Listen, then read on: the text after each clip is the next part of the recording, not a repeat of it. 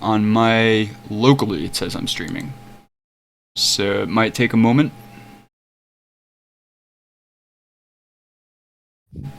I could actually count what the lag is from here. Am I streaming? Am I streaming? Or am I only dreaming? Okay, so options, video quality, source. It looks like I'm streaming, but I'm just getting a black box on my end. You still can't see me, right? Actually, I hit refresh and you went live, and then it went to a Taco Bell commercial that the sound was still on for. So, once that's over, yep, you're live. I'm live? Alright, cool. So I'm just not seeing myself live, which is okay. I don't need to be seeing myself.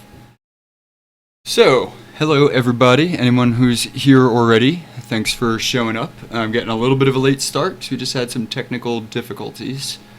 Today we're going to be working on Children of Gaia War and Horses illustration, which is sort of a sci-fi fantasy western. And on the line with me for audio, I have Pete the Heat, just a trigger man. He's going to be joining us on Discord, so you'll hear him. He is the author of War and Horses. Hi, Pete. Hey, how's it going? You were not kidding about the costume. Yep. So, check this out. I just made this. I don't know if you can see it all right. See my quick draw holster? There's going to be a delay from when I can see it. There we go. And then I made my little bullet belt. Huh. Yeah, I really hurt my hands at this leather work, so I hope you're impressed. I am. I gotta go like max immersion, to really get into the world, into the characters, and to make it fun for everyone else. BB and VA, how's it going? Sheriff Jayel, hey. So I was just saying, BB, we have Just a Trigger Man. He's in the chat and also on Discord. And he is the author of Children of Gaia War and Horses, which I'll be working on tonight. We'll be just like talking about story and stuff, and feel free to, talk to him as well. And Pete, feel free to, interact with chat however much you want to. And we're just getting started, so I just let my literally dozens of followers know that we're live here, so see if anyone new comes in. Yeah, so that's you might be getting called Justin because just a trigger man. So I'm assuming BB's talking to you, so I don't know if you want to respond to chat or just talk. Feel free, whatever. We're all friends here. I'll definitely respond to chat. I just didn't realize that Justin was. Well, probably because just a trigger man. I think it's pretty common to like abbreviate people's names instead of saying the whole thing. So today I'm gonna be taking you out to the Dust Bowl. We'll be working on the dry spot. The dry spot is the well, Pete, why don't you talk about what the dry spot is in terms of War and Horses? And BB confirms. Yep. Well, the dry spot is sort of the gathering place, the town of Unsung, where all War and Horses takes place in, is kind of a interesting little conglomerate. It's like an old west town that's been built up around like a medieval like castle. Like they have like there's this old there's these like very hastily put up kind of gold rush town stuff around some like very old, very permanent material. And the dry spot is one of these sort of new structures that's extending from an old one. I'm excited to see where it went with this because apparently there were some more design details that were done between you and Chris that I haven't actually had a chance to take a look at yet. So I'm going to be a little bit surprised by the actual look. Right. when I first wrote Hopefully in a good way. what was that? I said hopefully in a good way. Yeah. When I first wrote this, actually, I make the descriptions of certain items very minimalist. I think in rewrites that changed a little bit, but the first time the dry spot was described, it was simply one sentence. The dry spot is a nest of very bad men. Right. It's kind of this world's like equivalent, I guess, of like the cantina, right? Yeah, it's sort of and you know, there a whole bunch of colorful characters are introduced from the time they walk in the door, so it's obviously got that in common with the cantina scene, or you know, all the numerous westerns that the cantina scene cribbed off of. Ooh, I like the outside. The minute you walked in the door, I could tell you were a real big spender. Yeah, we like to keep it silly, keep it fresh, you know. Some seriousness is cool, but levity is definitely the soul of creativity, I think. Yeah, so what I have here on the left now, these are some reference images that Chris put together, and then he also did this 3D model. So I actually have the live 3D model, so I can take a screen cap of it from any angle, and what I'm going to do is paint over it. So like, all down here is stonework, and then up here is like, what is that called? Stucco and rafters, like a Tudor house. Yeah, the dry spot sounds like it's the spot where every D&D game starts. Right on. Good call. Pretty much, yeah. So yeah, I mean, be said for that, yeah. It's very shapely, but it's not textured at all. So I'm gonna actually be painting the textures, and these are the two views that I was playing with, working on tonight. But I could always render it out from a different view. Pete, if you have any ideas, I mean, I'm assuming, right, like an image of just the building is not going to be super interesting. Like, we'll probably want some characters walking by, even if they're just total randos, you know? Yeah, I mean, the sort of the with the way the premise is that any photos taken, the quote unquote photos taken that would appear would be after the actual events. Right. But Right. considering nothing happens that would close the dry spot, I imagine there would be people there. Right. So, bright, colorful town or dusty and muted? Totally dusty and muted. But I mean, these are also this series of illustrations that I'm working on for this book are meant to look like old, like glass plate photos, like turn of the century. So I'll show you some examples. Like, this is an illustration that in this book, in this art book, is going to emulate the feeling of a photo. There will also be like sketches in the book. So the book is written by the perspective of this fictional journalist in this world. So this is like his kind of dime store novel slash documentary slash journalism piece. So in that piece, he's got sketches of things and he's got photos that he took. Yeah, totally. So like, this is one example of a photo. He might not have actually taken this photo. Like, some of them he might have bought off of people. There might already be like pre-existing photos that he found, or, you know, and then some of them he took himself for sure. This is the journalist. His name is Landon Ford, and he's from the city, a coastal city. So now he's out in the country in this, like, you know, just dry, dusty, you know, rural area. It's a farming town, right, Pete? Like, am I good on the description so far? Yeah, Mesocat, like, sort of the backdrop behind the story, and a lot of the stories going on in this in this larger universe is that they're in the middle of a drought.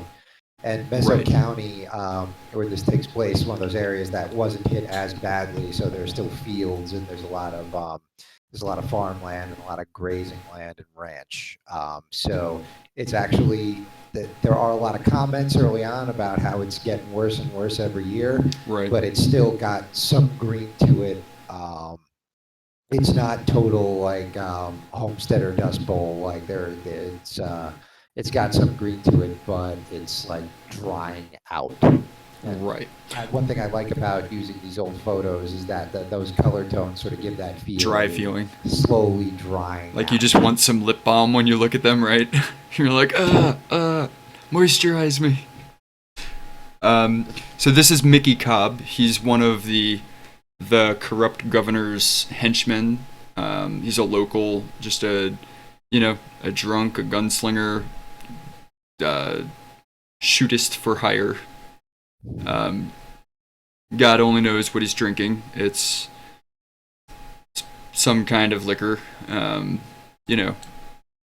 He's not a nice guy. He really isn't. And in the background, we can see Urubrax, which is a volcano on a neighboring continent that is like huge. It's this massive geological event that is just constantly billowing ash up, smoke and ash, which is billowing back down, but it's like constant. So pretty much it's going to be pretty common to see it in the background of these photos because it's one of those things like it's such a mark on the landscape that, obviously every like photographer is going to be like, ooh, I have to get Urubrax in the background, so that's a commonality here also. And it just, helps set this in its own, fantasy environment. There's this huge, like, geological event that if it was on Earth, everyone would know about it. It would be, in Planet Earth and National Geographic and whatever. Tab, tasty adult beverage. Yep. I should write that on it. Tab. Well, also think about Urubrax, and it's kind of it's mentioned in an early scene is that it's that the whole first big eruption of Urubrax is like a major event of religious significance for this Right. area and a lot of the surrounding areas too. Like they actually refer to like the event as the fire, and it's like it's basically their equivalent of the Jewish Exodus, having to flee from this place that was Right. decimated by the volcanic eruption. Right. So in that sense, it's like, yeah, there's a lot of religious, like, what would you call it? I guess like dogma built up around it. Is that, if I'm using that word right? But prophecies and whatnot, right? And then like legend kind of stories that may or may not be far from accurate, or some of them perhaps quite close to the truth. Yeah, it is a fantasy story after all. But I think for the purposes of War and Horses, you're dealing with a lot of modernizing people as well as a lot of the old school people, and there's a culture clash.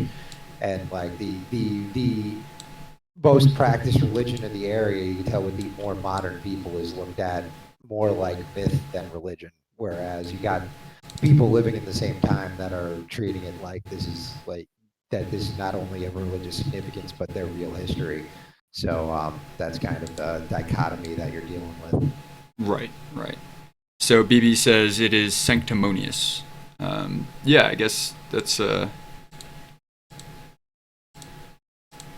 fitting description now. So yeah, what I'm thinking, right, is okay, question about the town, Pete. Do you think that this is the kind of place where if I had this building here, we would see other buildings in the background, or do you think like things are real spread out? Chris had told me that while true, this is a new republic, it's differentiated from like, our Wild West in that before this was a republic, it was an old imperial house. So it's different in that these aren't like homesteaders who are just moved in. These are, established this is an established territory. So these are old buildings, which is, I think, is pretty interesting. But, I mean, even old rural can still be pretty rural and spread out, even if it's been there for a long time. I guess what I'm asking is, like, do you think it's appropriate if I try to, like, put another building in from, like, the same angle behind this, like over in this area? Or do you think I should just, like, leave that hills and stuff? What do you picture? Well, I think that, because there is a lot of old buildings there as the backdrop that are sort of being, like, either expanded upon or constructed around. But at the same point, this is like rancher territory, so there would be a lot of open space in general. Right. Yeah, that's what I would I'm say thinking. in this one area, because this is the area that they're taking some of the old buildings and building around them to make this like the center of town, this is going to be the most likely spot where you'd be able to see other buildings from any given one location. Right. Hey, Rename Card, how you doing? What you up to? Anybody not wearing 2 million sunblock is gonna have a real bad day. Get it? That's Rename Card's auto greeting. Oh. Pete, you know that movie. Come on. Because I'm listening on Discord and not on the right. not on the stream, it didn't come out clear enough to be able to hear it. Oh, okay. Are you getting an echo from me?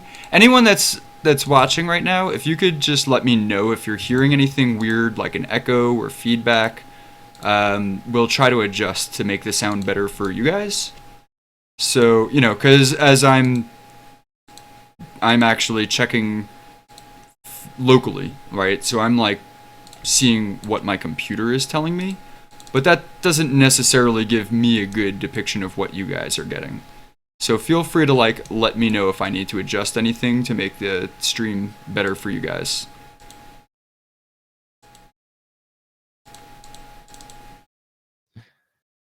So I do have to say, I had seen when you created the original image and then like the edited version of the image for the cavalry troop, but I had not seen until you posted it live the when you sort of turned it into a cover and put in the bylines, the art and the written by. Oh, okay, right. So when I saw that, I kind of had a moment where I like felt how long I was out of the game because I'm like, by me. Yeah. Don't let us down, Pete. Stay in the saddle. It's like riding a bike. All the pressures. Just a little tunnel sound to Pete.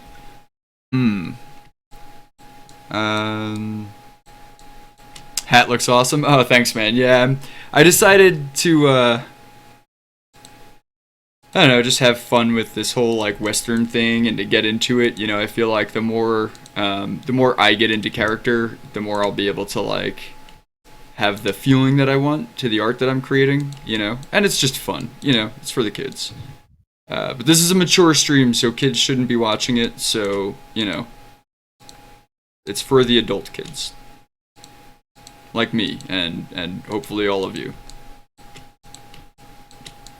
Is there anything that's not safe for children discussed here? It's well, there could just be language. People could be cursing, and I'm drinking, and you know what I mean. Like, I don't know. I think it's more of just a precaution. I mean, we're not.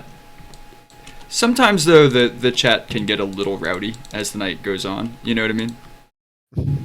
Like, just potty humor, Gotta watch out for a wild chat. Listen. Lord Kramer. Awesome. Thank you so much for the follow. I really appreciate it. Yeah. Feel free to ask any questions. I'm Jayel. I am... You're a 42-year-old big kid at heart and brain, according to my wife. Awesome. That's awesome. Yeah, so, it's for the kids. Yeah, so, Lord Kramer, I am a creative streamer. I stream Tuesday and Thursday nights. And I am working on 3 projects. There's Children of Gaia, there's Tracy Queen, and Pack. Tracy Queen and Pack are both comic books, and Children of Gaia is a series of predominantly art books. You are good, man? Cool. Thanks. Yeah, I really appreciate the follow. Or perhaps you are just a good man. I could... I reckon I never seen a good man. I wouldn't know. I really want to get into this, like, Western character, you know. Alright, so now I've got the dry spot separated from the background.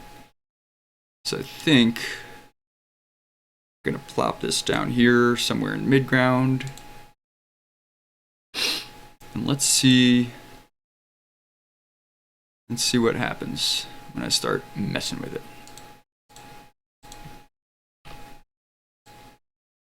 Now, what do we think? Like cobblestone kind of streets or just like dirt? I mean, again, it's like... It's old development, so... You know, Yeah, it would... Again, the whole contrast and sort of like the contrast of the story itself is that you got this, you got all this old school development with new things being built around it. So it would probably be like, since this is one of the older buildings, like like some kind of cobblestone path leading to that, and then perhaps in the background, maybe not even being able to see it with this particular image, like some dirt roads that veer off to more hastily put together newer structures. Right. Okay, so what I'm thinking... So back here on the left, down, yeah, I don't know, whatever. Back there on the left of the page, there's that spot in the composition where you can see behind the building. What I'm thinking I could do as an option, right? This is Chris's 3D model of the dry spot. I could try to just get the building from like a different angle, right? And just like pretend it's a different building. And just stick it in there so you can only see a little corner of it, you know? As long as it's from the same perspective. And then that would make it look like this is like in town. You know what I mean? Yeah, I can see that.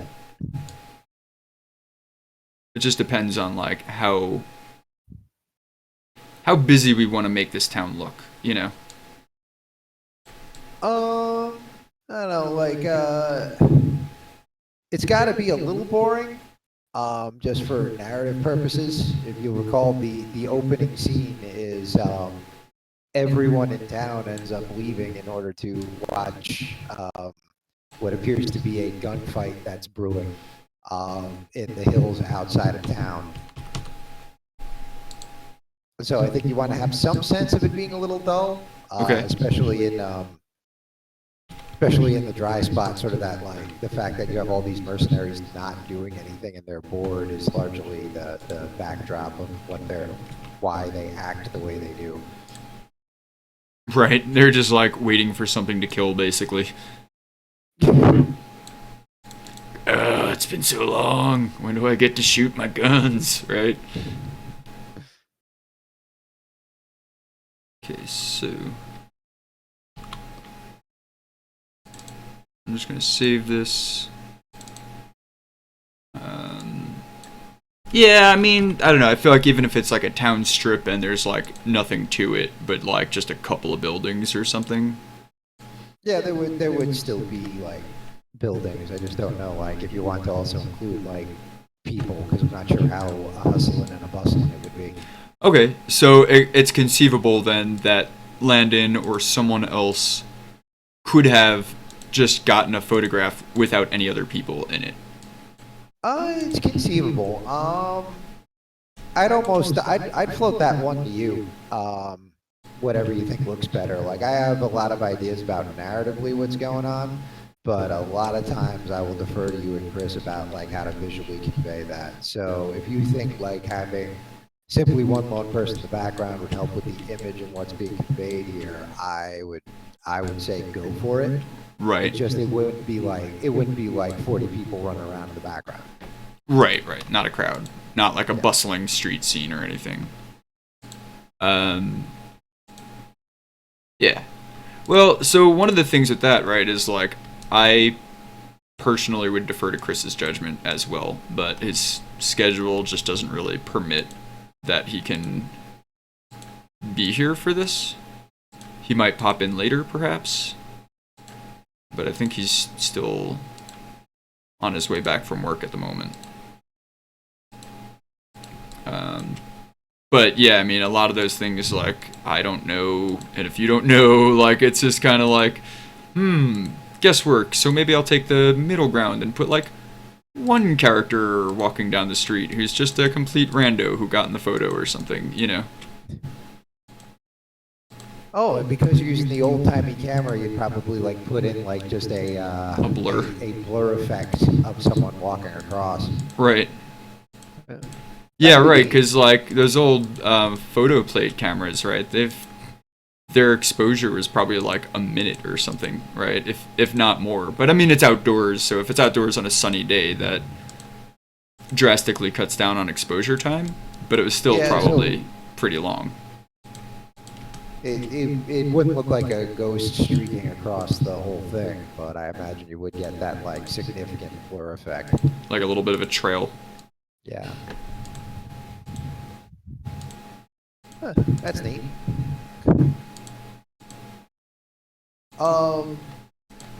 I know some people when they write things like plan out everything to like the tightest detail. Right. Did I just when do that I- wrong? When I cook, I think that I've succeeded if I manage to do the best I could using the fewest amount of materials. Like if I make a full dinner with a pot and a spoon, I've won. And I treat writing the same way. Like a lot of the details, I'm kind of like, if you don't necessarily need to know them, or if the audience is savvy enough to like fill them in themselves, I don't really plan for it. So even though like this whole thing, at least, yeah, there are some rewrites to be done, but even though the plot has all been constructed, sometimes it just be like, what about this? I'm like, I don't know, whatever works. Right, right. Whereas, like, as a visual designer, I think I'm quite the opposite. As you've seen, whenever I write something, like, for every sentence of action, there's, like, 5 sentences of description of, like, what everything looks like and is, and who everyone is, and where they're from, and what, you know, what's going on in the background. Certainly not that would make it into, you know, anything that would be published, but just as like notes. In fact, sometimes I could probably be accused of putting too much time onto that stuff and not enough time on the meat and potatoes, so to speak. But yeah, no, that's cool. I mean, I've seen your notes. I feel like it's got to be tiring. you know, it's honestly, it's like I can't picture. I feel like I have to have the scene set up and know everything that's there, and then just like let the characters, like just like wind up toys, put them down. Photo taker, hey, how are you? Good evening. Thanks for stopping by. If you give me a minute, I will let you know what we're cooking up tonight and why I'm wearing this outrageous outfit. I just figured that's how people dressed in Montana. It is. Okay, I just unclicked off the page. I clicked off the page and just lost all that selection work that I was just doing. Ugh. Alright. So, yeah, photo taker. This is Pete that I have on the call with me. And Pete is the author of War and Horses, which is a Children of Gaia project, and it's the one that we're working on now. Actually, I just finished. I got the final proofs for Children of Gaia, Great Nations of Rendaria. So I'm going to be going ahead and pulling the trigger on that probably tomorrow and ordering the books and putting them up online. They'll be available directly through us, and they'll be available on Amazon and Barnes & Noble, all over the place. But, you know, obviously getting them directly from us is going to be better for us. So I'll keep you all posted when that's done. I mean, the actual print run can take, you know, it might be another month yet. But anyway, that's my exciting news. So now we're working on this second Children of Gaia book, War and Horses, which is kind of like it's a sci-fi fantasy western. I mean, it's very much a western, but it doesn't take place on Earth. It's not so much frontiersy, but it's definitely that kind of like dry rural country. So it masquerades as a western pretty nicely. Hence my getup. I'm getting into story character, so to speak. And yeah, so Pete is on the call just so we can chat about, about story and details and thoughts and just kind of have fun and hang out. So yeah, it's gonna be fun. How's your night going? So, I just had a thought. I realized the thing that I said earlier about not sweating the details does not apply to action sequences. Right, exactly. I was gonna say, like, you do tend to put a lot of thought into that stuff. Well, and even if you kind of like see how the sausage is made with a lot of like, especially when this was originally a screenplay, how like there would be like a sequence that would ultimately be a couple of seconds. Oh, evening photo taker. There'd be a sequence that would ultimately be like a couple of seconds that is pages and pages of description, and then like you have like entering the dry spot. You have like 4 words describing like the ride up there. Right, so it's like, I think a lot of that is just going to be like also a matter of interest, I mean, like, as a writer, what you're interested in particularly, which details do you find, fun and interesting, and which ones do you find, on the tedious side, right? Well, it's actually more a product of working with you and Chris. If there are things that I feel like you might pleasantly surprise me, I try to leave it as vague as possible in my own mind. So, like, I might get something interesting out of that. But with things like action sequences, I mean, I've described this to you, and I believe I described it on the stream once, that the way that we've done some of these is I get some of my buddies at the gym, and we just sort of like set up objectives that would be like plot objectives, and then like fight for them and see what happens. So a lot of the detail is actually just me describing what happened when I tried this. Right. Describe the lumps, Pete. How injured did this get you?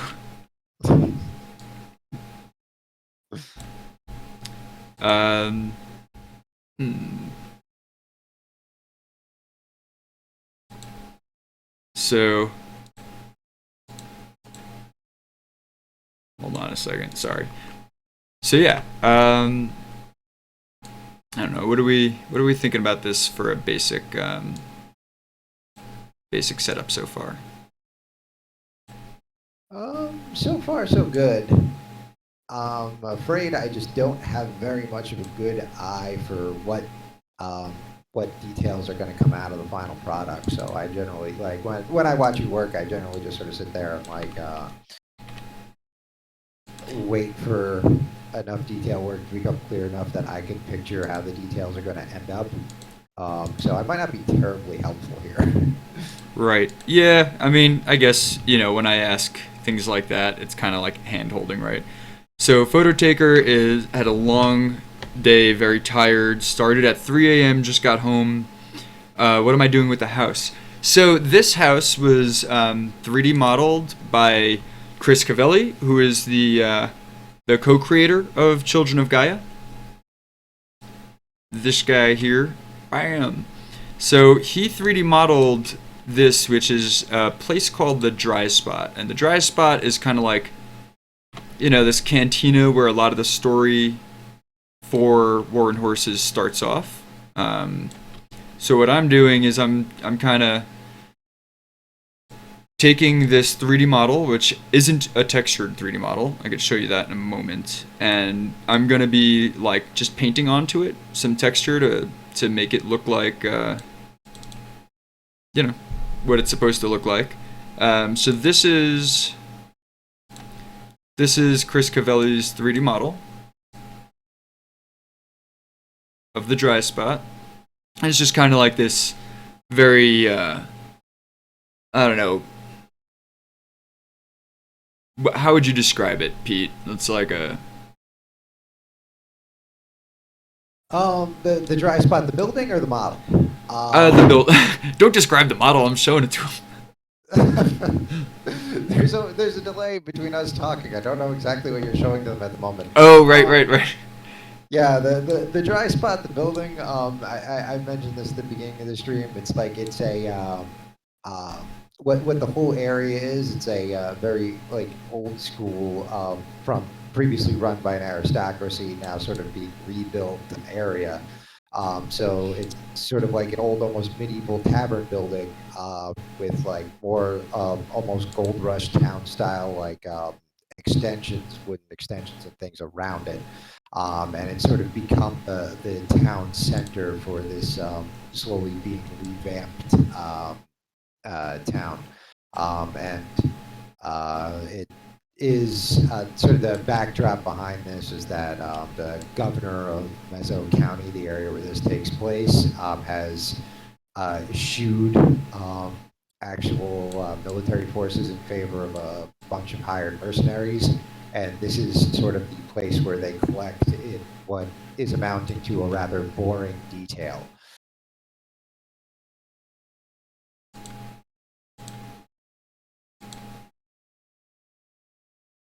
The original sketch has kind of almost like a cartoony feel to it.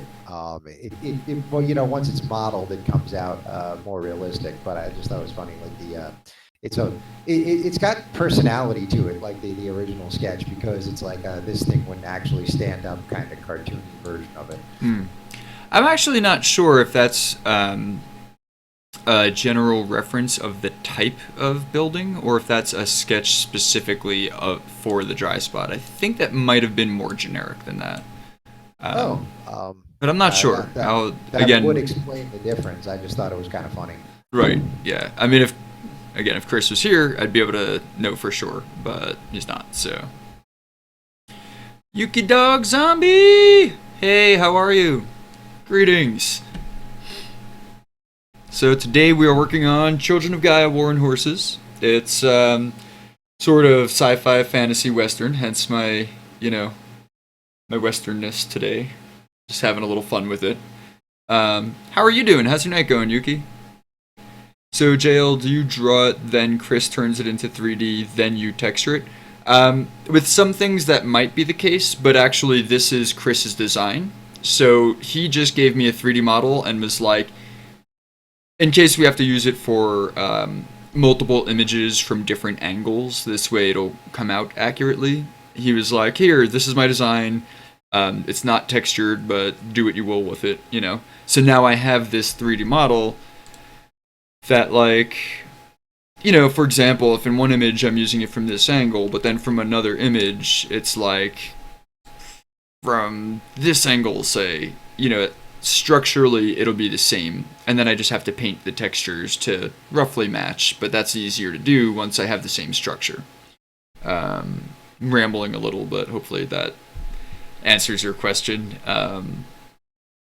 And the idea is, also if you would have just textured this and made it look like photographic, it would stand apart too much from our other illustrations. So that's why I'm illustrating over his 3D model. But he actually designed this building.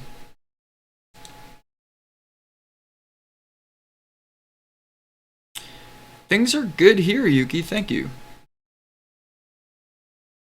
I always thought that was kind of cool. Probably my favorite part of the physical design of this book is the quote unquote photos, like the art that are photos versus the art that are sketches. Right. I think this might not sound like the most confident thing to say as the guy who wrote this, but pretty much everything with War and Horses, I look at it and I go, if it works, it's going to be great. Yeah, no, I mean, I think you need to basically, just focus on the writing working, and we'll focus on on the illustrations working, and it'll, with that dynamic duo tag team, the three of us will definitely make this awesome. I'm confident. I always have that weird feeling, like almost outside of myself, with because writing this has been an interesting challenge, one that's been fun if slow going. Doing the rewrite of War and Horses in the format that we're going with. In that it's the voice of Landon Ford, who I sort of like had to, even though he's just sort of an omniscient narrator, he's a guy who's piecing all this stuff together and he's telling it as a story. I tried to give the narrative his personality, so it has sort of like a very particular twang, a very particular idiom, Right. the way he speaks. And I always have these moments outside myself where I'm like, this all makes sense in my brain, but if I were someone else who thought just like me, would I see the same thing? And, Right. I guess I'll find out.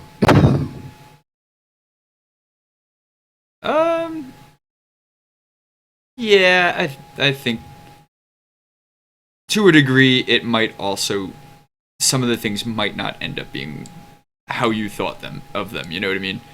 And vice versa. Like some of the things might not be how Chris thought of them. Some of the things might not be how I thought of them. But ultimately, I think that is going to create a shared strength. And like you said, I mean, a lot of the things you didn't necessarily like visually spend too much time thinking about, right? So, and like a lot of the story things I didn't spend too much time thinking about. I'm like, just tell me what the story is so I can make some pictures, I think it's all good.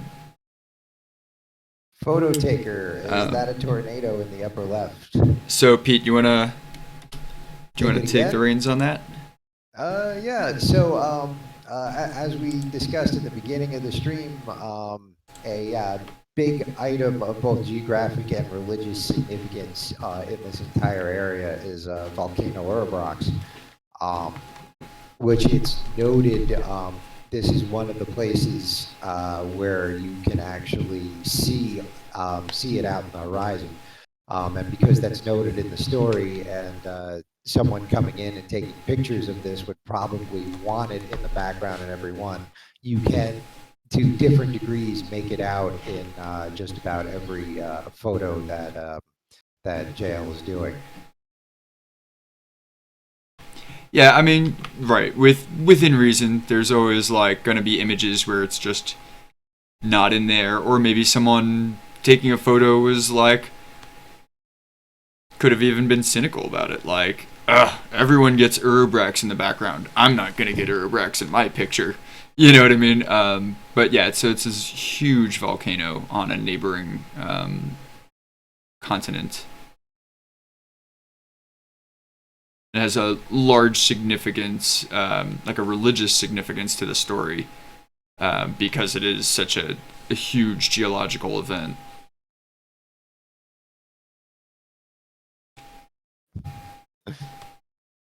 Strangely enough, one of the most fun things I've had writing this was the dialogue for the farmer Dunning. Oh yeah.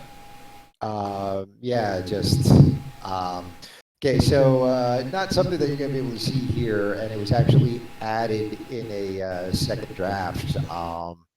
Was the character of the farmer Dunning, who is just very old-fashioned. Like, you have a lot of guys who are very similar in the technology and level of education to the American West, and then this guy basically is right out of medieval serfs.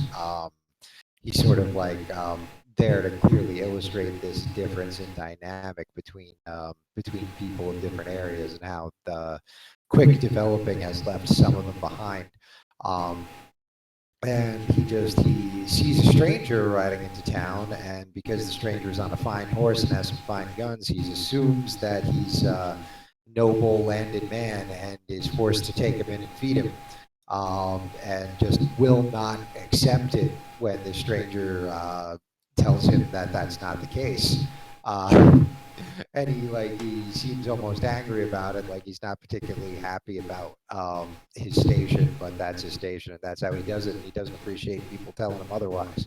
Right. He's like, Um, no, I have to take you in and feed you. It's what we peasants do. And Triggerman's like, no, you don't. And he's like, yes, I do. Don't take away my only thing. It's my only thing. Except he says it, way less comical. Way less silly, I should say. I feel like there is a bit of a comical element to that interaction. well, yeah, they're supposed to be, but it's very dry. Right, it's like Um, dark humor almost, right? Also, one of the most fun things about writing that and this in general is that so we have a fictional location that is technologically in a place that's similar to the American West, but at the same time it has almost these like medieval European roots. And you have people that are like their upbringing is like farther in the past than others interacting. So I basically had to make up an appropriate dialect and then make up an older version of that same dialect and have people try and communicate with each other. Right. So that was again fun and challenging. Describes a lot of what was done with War and Horses, but I was really happy with the end product with that. That's world building. Yuki says, cool house. Thanks, Yuki. Yep, this is the dry spot. It's a kind of like a saloon, like a Western saloon, kind of like, but not. It's also kind of European in some ways, architecturally. And I guess also background wise, right? It's kind of what you were just saying, right, Pete? Yeah, yeah. There's a lot of sort of marriage of this older European style buildings with sort of the Gold Rush town expansions kind of thing. Like that wood next to stone and mortar was the way I described it. I think. So I'm using my Intuos 2 wacom, which actually was a hand-me-down from Rename Card. Thanks, Rename Card. Rename Card is like the hero of the chat. He pops in to like tell me how to fix things when Photoshop is exploding, and. Sorry, Photo Taker was just asking if I'm using a pad and pen or a mouse. I used to do all of my stuff with a mouse until not very long ago. I would say it's been within 6 months that I started using a Wacom. I like it. I have fun with it. Also, is everyone hearing Pete okay? I know someone had mentioned it was maybe Photo Taker or maybe BB and VA. One of you was saying that there's a little bit of a. Oh yeah, BB and VA was saying there's just a little bit of tunnel sound to Pete, but it's to be expected. So I'm hoping that maybe it's not that bad, or you would have told me if it's like hard to understand him. We'll figure out how to adjust. Because Pete says cool stuff, and if you can't understand him, it's sad. Right, Pete? I actually assumed that more of the questions for this stream would be around things like what Photo Taker just asked about, like the technology and the art involved. I assumed I was kind of the interloper coming in as the guy who wrote this. No, I mean, I feel like for a lot of these streams, I mean, I end up streaming generally for like often 5 to 8 hours. And I think a lot of time is just spent with me doing technique stuff. So I think in the chat, I mean, it's kind of, like we're a community here. Most of us know each other, or at least like recognize each other's, handles. There's a lot of personal and friendly conversation. There's a lot of, comical banter, and then there's a lot of like, hey, let's talk about the story, or hey, let's talk about whatever, And I think that's, in my experience, pretty common throughout Twitch. This isn't like a Photoshop how-to so much as just like, I'm using Photoshop, let's hang out, And then also, sometimes there is technical questions, and that's cool. Like, somebody might come on because they're learning Photoshop, and they see what I'm doing, and they're like, hey, how are you doing that, But, yeah, I would not consider you an interloper. I mean, you wrote the story that you're writing the story that I'm illustrating, so it's pretty pertinent, I'd say. I don't know if I'm showing my age, but deep down, I feel like I don't understand Twitch. Like not like I don't understand like the basic concept technologically, but I feel like I'm not 100% with like the use that people get out of it. I actually just found out that an actress, Katie Cassidy, who I knew as a player in the what's known as the CW verse by fans, has like a very successful video game stream, and I'm like, oh, okay, so people do that too. Yeah, Twitch, if I'm not mistaken, was for a long time solely video games. It was like just a way of people like watching other people play video games and talk and hang out. And I'm pretty sure that's like what it was for a long time. And creative is kind of like a new angle to it.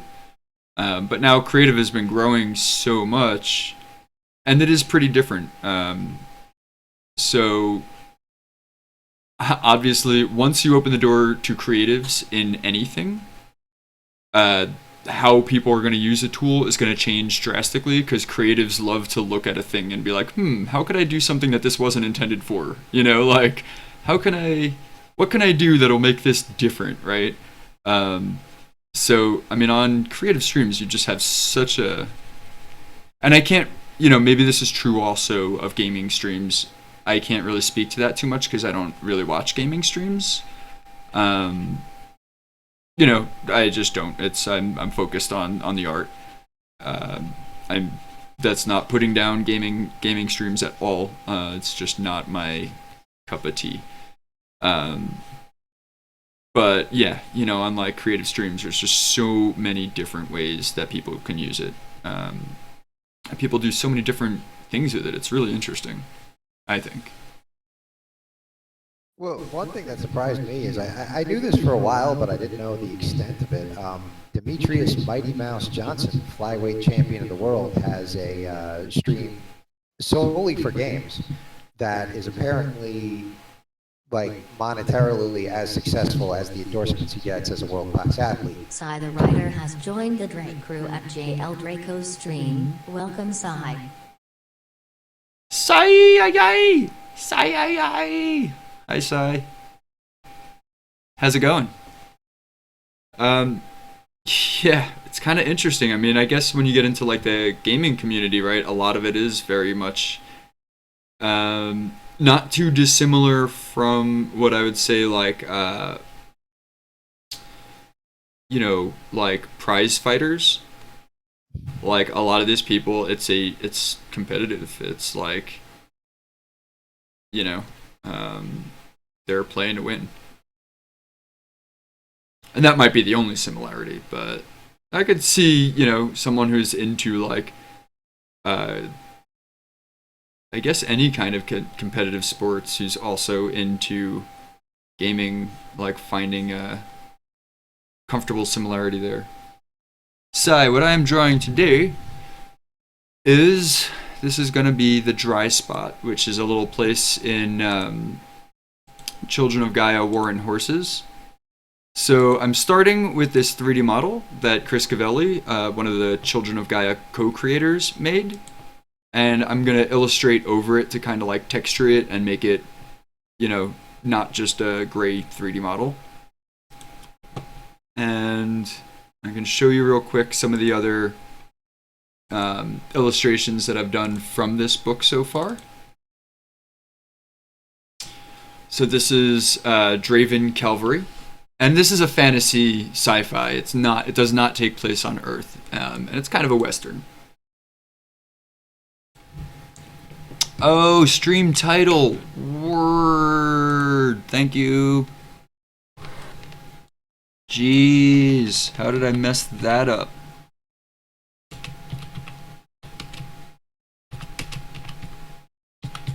So now, do I need to stop my stream and restart for that to update?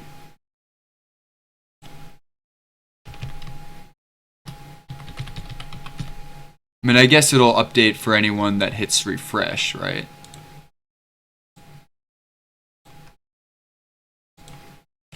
Let me try that. I just realized that I'm also looking at the stream.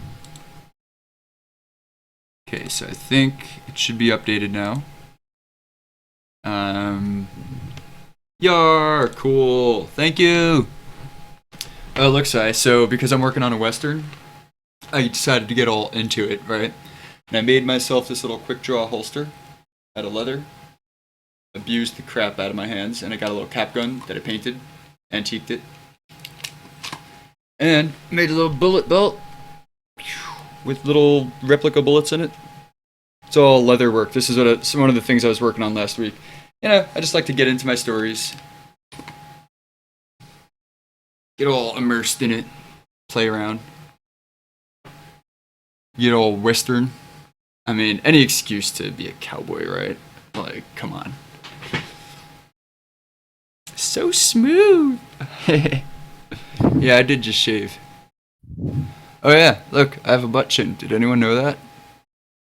I wonder if I can get in trouble for having my butt exposed. I just shaved my goatee for the first time in a really long time. Take it off! What, my goatee? I already did. Oh my god, why did you shave? Put it back! Oh no. It'll grow back, I swear. I just did it for funsies. I also grew a little mustache to connect my sideburns. I assume this was part of the look and not just something you decided to do. Well, both are true, Pete. It's something I decided to do, and it's part of the look. Oh, alright, fair enough. I mean, it didn't accidentally happen. I didn't, like, try to shave my mustache and, like, miss and shave my goatee. We can tell it's been a while. The butt is so pale. My shiny white butt chin. Yeah, there hasn't been sun on it for a while. So these are other illustrations from War and Horses. And these are going to be like photo plates in the book that the journalist character who's writing the book either took himself or paid for or found or whatever. So yeah, you can see I'm going in here now. What I'll be working on tonight is just taking this untextured model and just kind of like painting some shape into it, you know, giving it some life.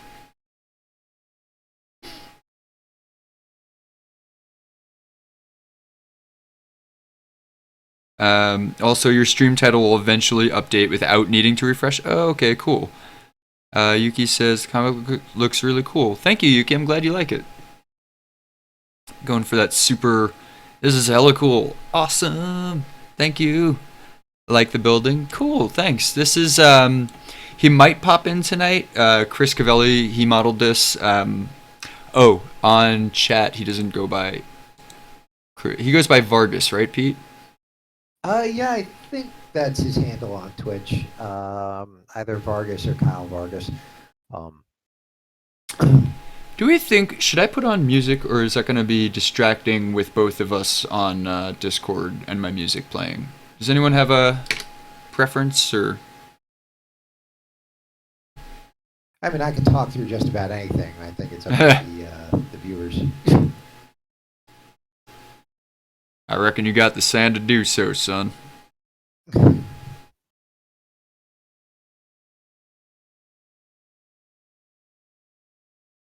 Alright.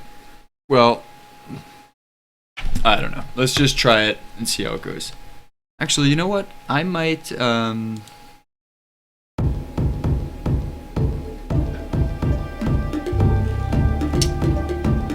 that's probably way too loud, right? Okay, Pete, try talking for a few minutes and we'll just see what the music to voice ratio is feeling like for everyone. Alright. Man, I was just droning on, and now when I have to talk for technical purposes, I'm like out of ideas. I feel like you might not be louder than the music. If anyone has any feedback on that, on volume stuff, just let me know.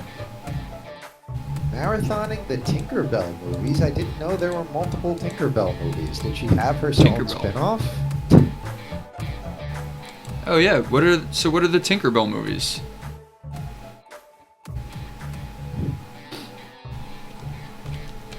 Like, I'm imagining something very mundane, like something very droll, something merchandivery. She opens a bed and breakfast. Tinkerbell opens a bed and breakfast? Nice.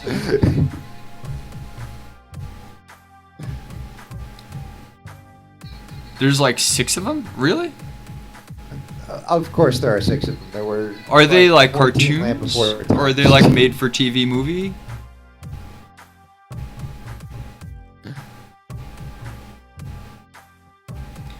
I mean, you don't need to worry about. You can hear us all perfect. Thank you, photo taker. I appreciate that. Of course, let us know if anything changes, and we'll try to solve it.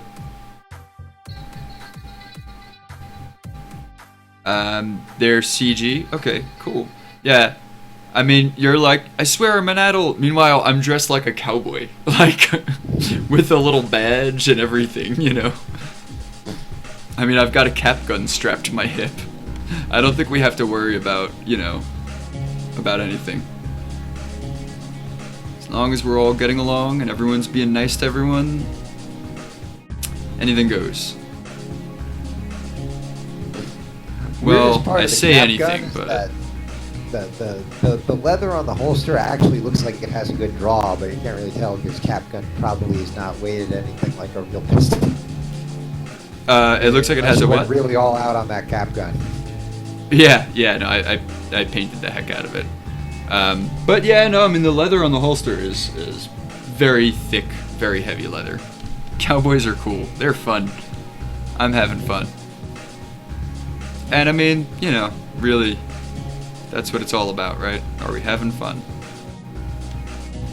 At least that's what it's all about for me.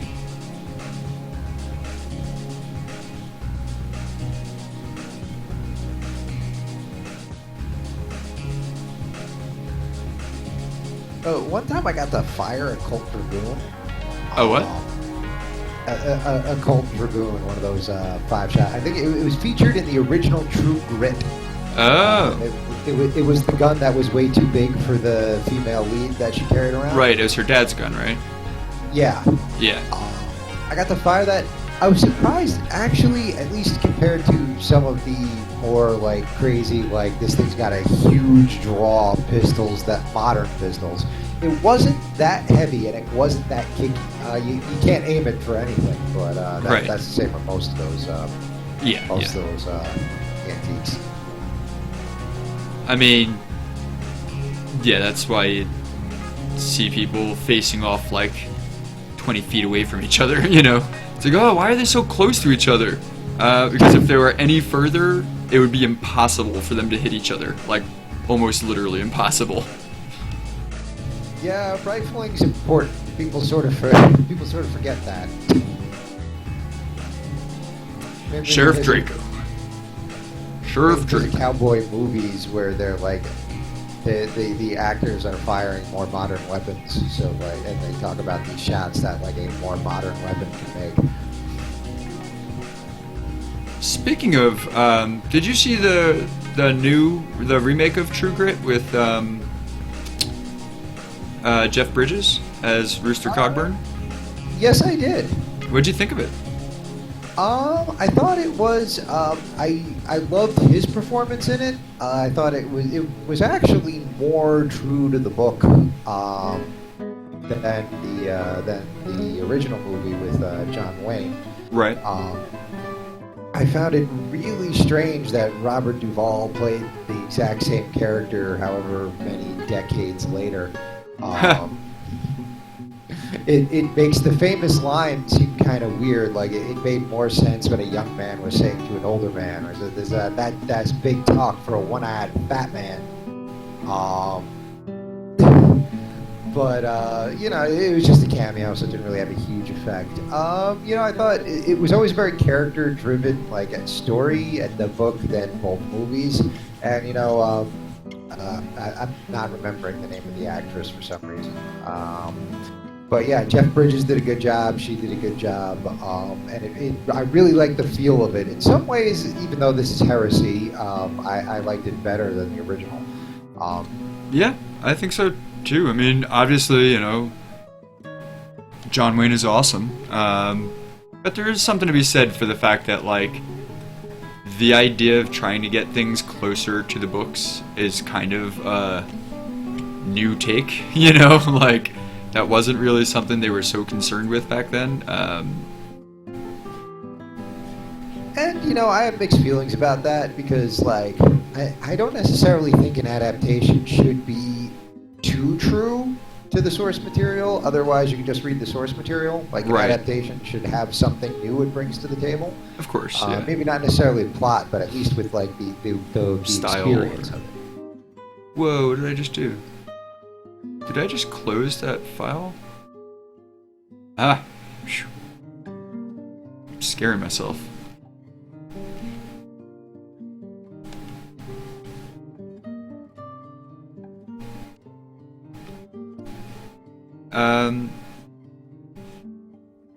Yeah, I mean, there's something to be said, like, you don't want to just watch the same thing that you just read, necessarily. But, in terms of, like, story attitude, that's where I think the difference is. Like, you don't want it to be verbatim, but you want it to feel like the world that you loved when you read the Ito story. Kaga has just Ito! joined the party. Everybody prepare to get down tonight. Real down. So very down. Hi, Ito. How's it going? Oh my gosh, Ito, you has news? Or is it not newsy news? Is it secret news? I want to blow up your spot.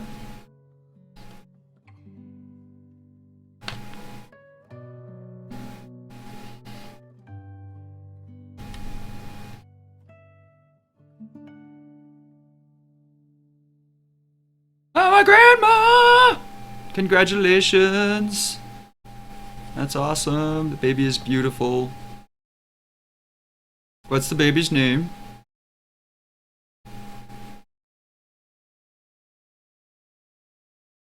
What are its likes and dislikes? Does it prefer Star Trek or Star Wars? Tell us. That's decided at birth. I mean, is there a better time to decide? These are the important questions. The other ones can wait. New little baby squishy boy. So perfect. Victor Edward Ross. Wow, that is an awesome name. Victor Edward Ross. That sounds like someone that should be in this book. Yeah, that does have kind of a... Like a proper old school sound to it, right? Yeah, it's got that feel, and it's like, all Mr. Victor all Edward hard Ross. vowels at the end, like a proper country hard man. Yep, I like it.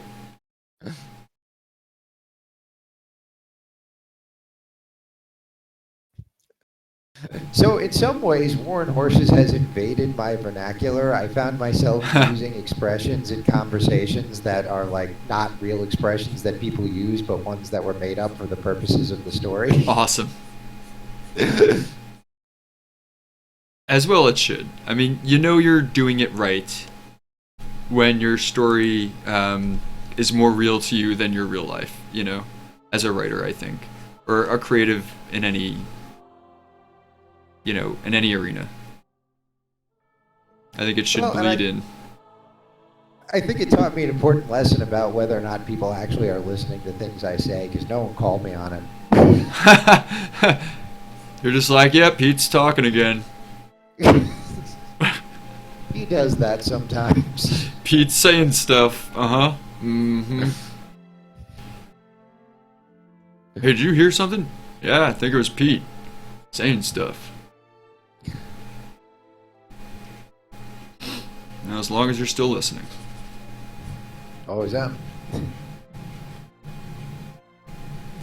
Who is the guest speaker? Who am I? Oh yeah, Ito. You don't know Pete. So Pete is the author of War and Horses. He's one of our co-writers from Children of Gaia.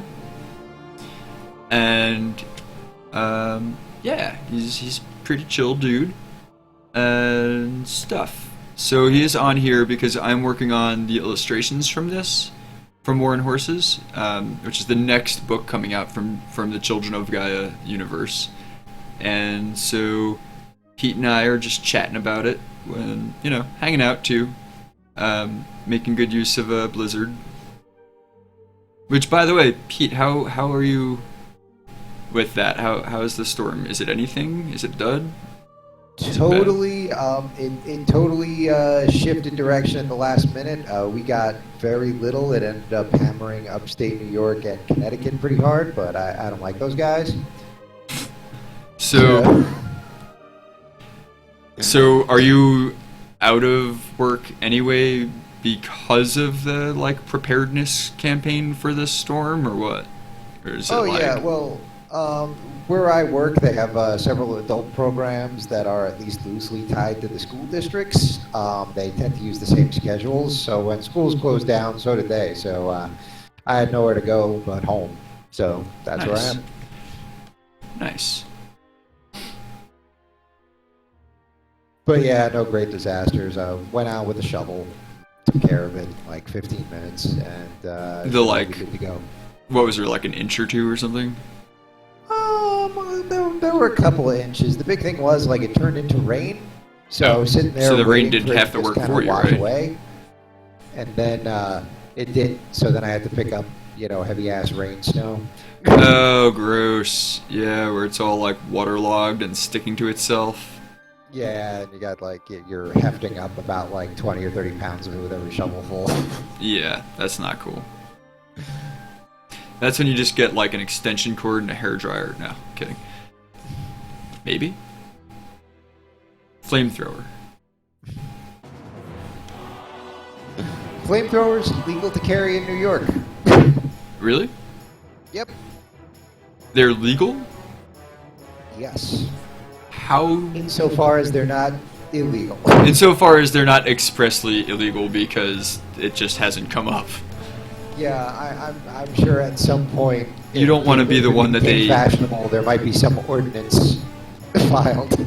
Right. You don't want to be the one that they have to make that law specifically for, though. Yeah. That's always a bad thing, when they have to write a law specifically for something you did.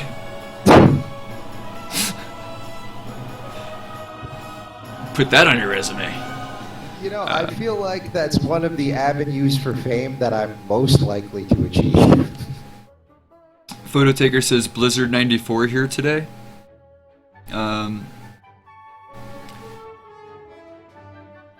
Blizzard 94? What does it mean? I have no idea where Photo Taker is, I don't think. Did we have a bad blizzard in '96 around here? Or maybe I don't know. I've been hit in the head a lot. I don't remember my childhood. Yeah, something like that.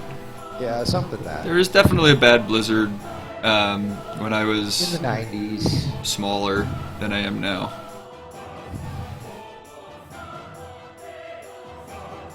Oh, 94 degrees. Oh, aha, you're in... Oh, right, you're in... Oh, wait. Jeez. That's right, Photo Taker is in Southern California, right?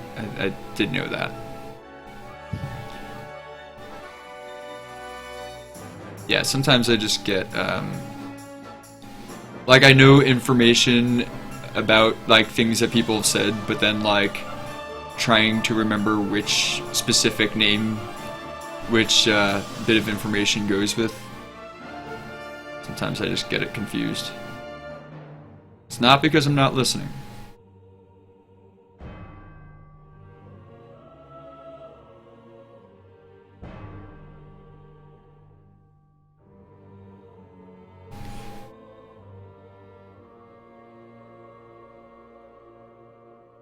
So I wonder if the larger spans of these columns might just be like wood. Like, I mean, they're in a pretty arid place. Like, I feel like using that much stonework would be a bit unnecessary and cumbersome, unless, like, there's a reason, like it's a humid place and it might rot, you know? Historically, this place was not arid at all. It's just that it's becoming more so as. Oh, okay. part of And this the is an plot. old building, Yeah, so. the older structures probably would be stone, and the newer ones would. Right. Or, yeah, and if they're hoping that it will be humid again once the bad luck spell that they've been having passes, then I suppose they're going to build for that, right? Although now it's also a lot less of an economy. So, with that in mind, they might not be able to have, like, you know, quarried and transported cut stone for everything. I don't know. I'm just playing around with ideas because I gotta truck forward with this design, you know. Yeah, I'm sort of thinking as I go myself. Like I said, I hadn't really planned this one out to the last detail. Well, the reference drawing that Chris gave me, all of the what do you call them? All of the columns are like stacked stone. So there's probably, I would imagine, something, you know, like running through them. Just seems a bit like weird otherwise. To have such tall columns of stacked stone. I mean, I guess if I they're cemented. assumed there would have to be something shoring it up. I mean, they have metallurgy, like industrialized metallurgy, right? So there could just be like rods like through them, right? I mean, yes, but the idea is that this was constructed before. Oh, right. They still probably would have that a little. Like Just like rebar. Yeah, the sort of the technology level of the since ousted aristocracy that this was built off of was probably something more similar to the 17th century. Right, so like maybe they could have concrete, but maybe it would have just been cheaper to have, you know, people cutting stone for a cent a day, if even. Yeah, they for the were pleasure of serfs keeping their lives. until like less than a generation ago. Right.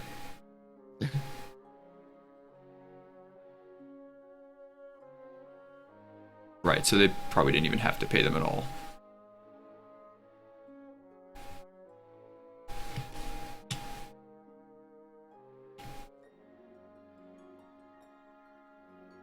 So now what we see is happening, all of this line work that I'm doing by hand is starting to like take the structure of everything and make it a bit more organic and less like hard lines of the 3D model, and that is what I'm wanting. That's totally, you know, I want this to look like a weathered building, not like a 3D model. Plaster with rock face. Also got to see the damage to Gatlinburg from the fires. Whoa. Yeah, I imagine like up here, this is all plaster, you know, like stucco and then exposed beams, wood beams, kind of like Tudor style, I guess. I think that's the idea behind that section. Which also helps to visually separate this a little bit from like the American Wild West, you know, the American frontier.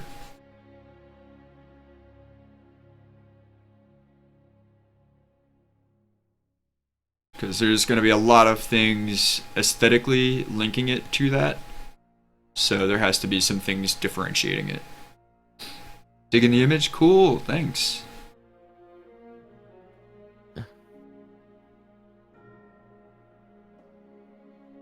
I think it's going to be a lot of this, you know, a lot of me very zoomed in, drawing bricks.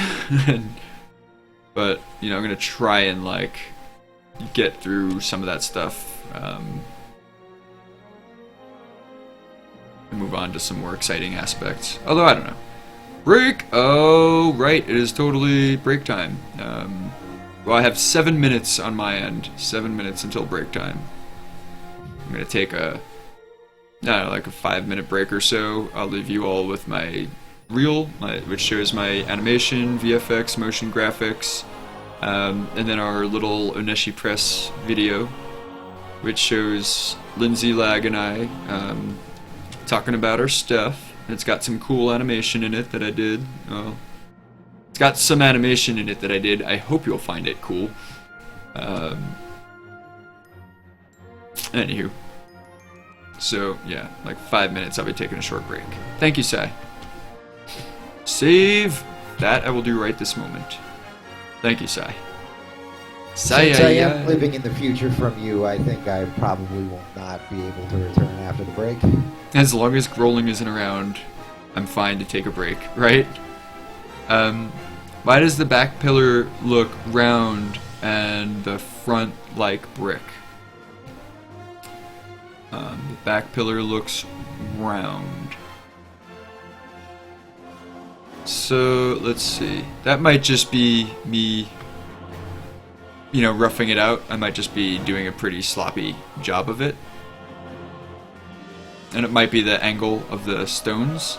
So these are just both supposed to look like just kind of like stacked square stones. Maybe I might stretch this out a little bit. It might just be that I'm messing up on the perspective.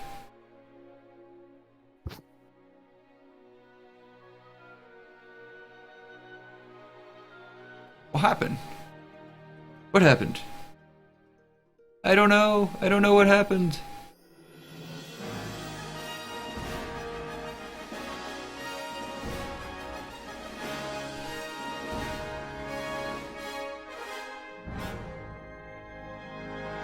Oh man, this whole time I've been on the wrong layer, haven't I? Well, yes indeedy. That is fantastic. Guess I'm committed now. That's cool. I guess that's how it's working. You know, sometimes it's real easy to just be too non-committal with this sort of stuff and like have everything on separate layers and not like pull the trigger, but I guess if I'm drawing on the image layer right now, then cool, this will just be how I do.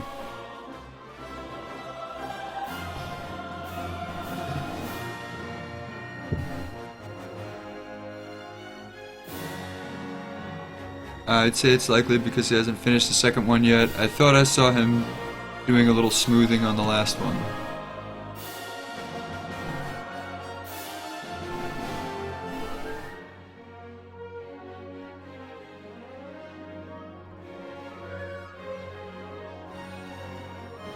I mean, I'm not sure that I know exactly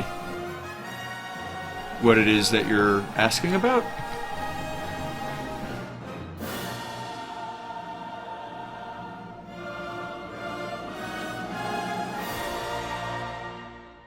I think if you're watching locally, the stream seems to be hiccuping. I'm actually looking at the Twitch stream rather than your local stream. Oh, right. It's hiccuping?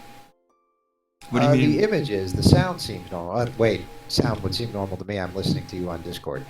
Oh, right. Hiccuping, by that you mean like just like lagging and then catching up kind of thing? Yes. Aha. Aha.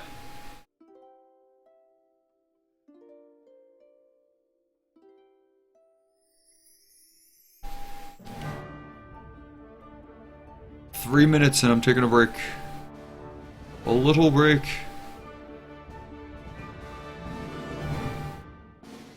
As I said, since I'm living in the future, I don't believe I will be able to join you when you return. Oh, right, you gotta go.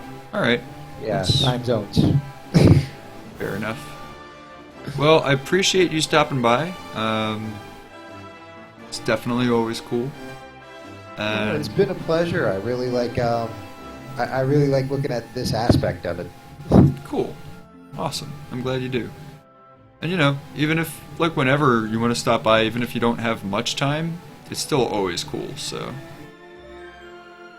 Let's see if I can do this right.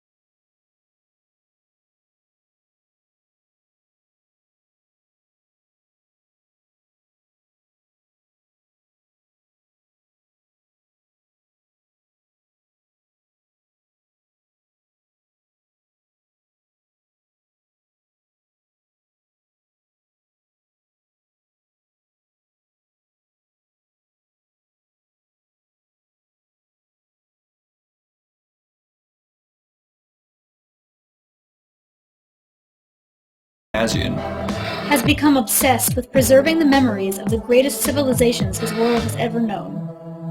The Great Nations of Rendaria is both a book in its own right, as well as an artifact from the larger story, Children of Gaia.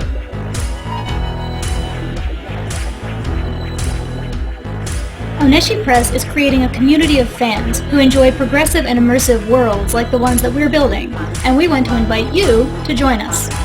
We're using Patreon, a subscription-based crowdfunding platform, to accept support from fans who love gorgeous books, and to give them rewards in return for their support.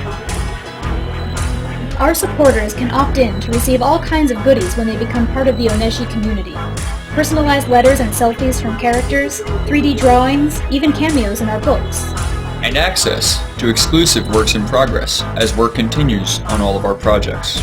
One of our favorite rewards, which is made possible by our patrons, is the weekly live stream, during which Jayel streams live on Twitch TV as he creates art for our projects.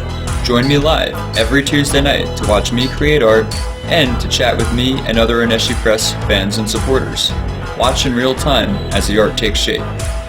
At Oneshi Press, we build immersive, progressive, gorgeous worlds. And you're invited to explore them. Come join us.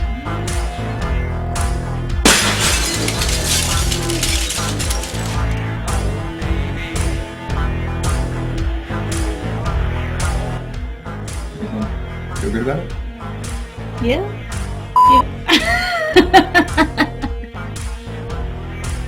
Woo! You're the best! You're awesome! We love you! You're so cool! Thank you!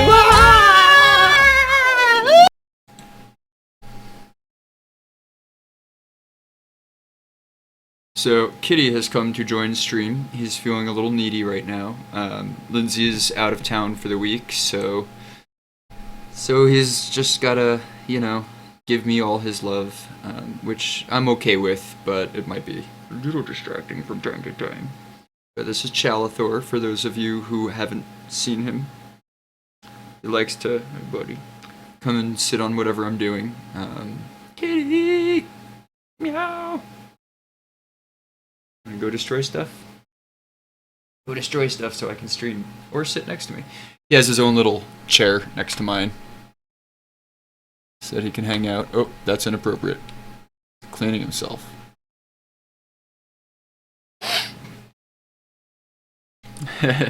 Oh, Nightbot. Kitty stream! Alright, let's get some music happening here.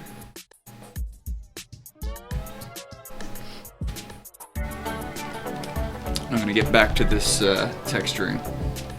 So, I want this building to look a little old, a little, maybe a little dilapidated, a little weathered. It's been out in the weather.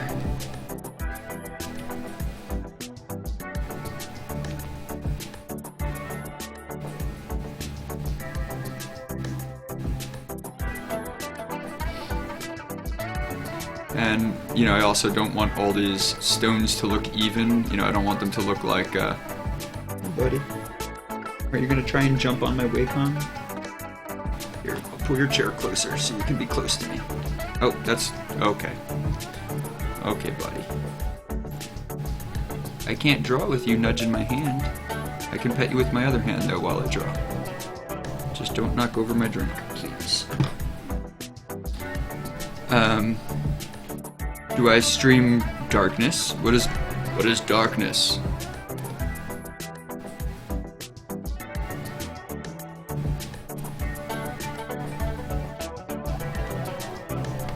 Hi, cat. I love you too. I love you too, buddy. Oh, good head bonks.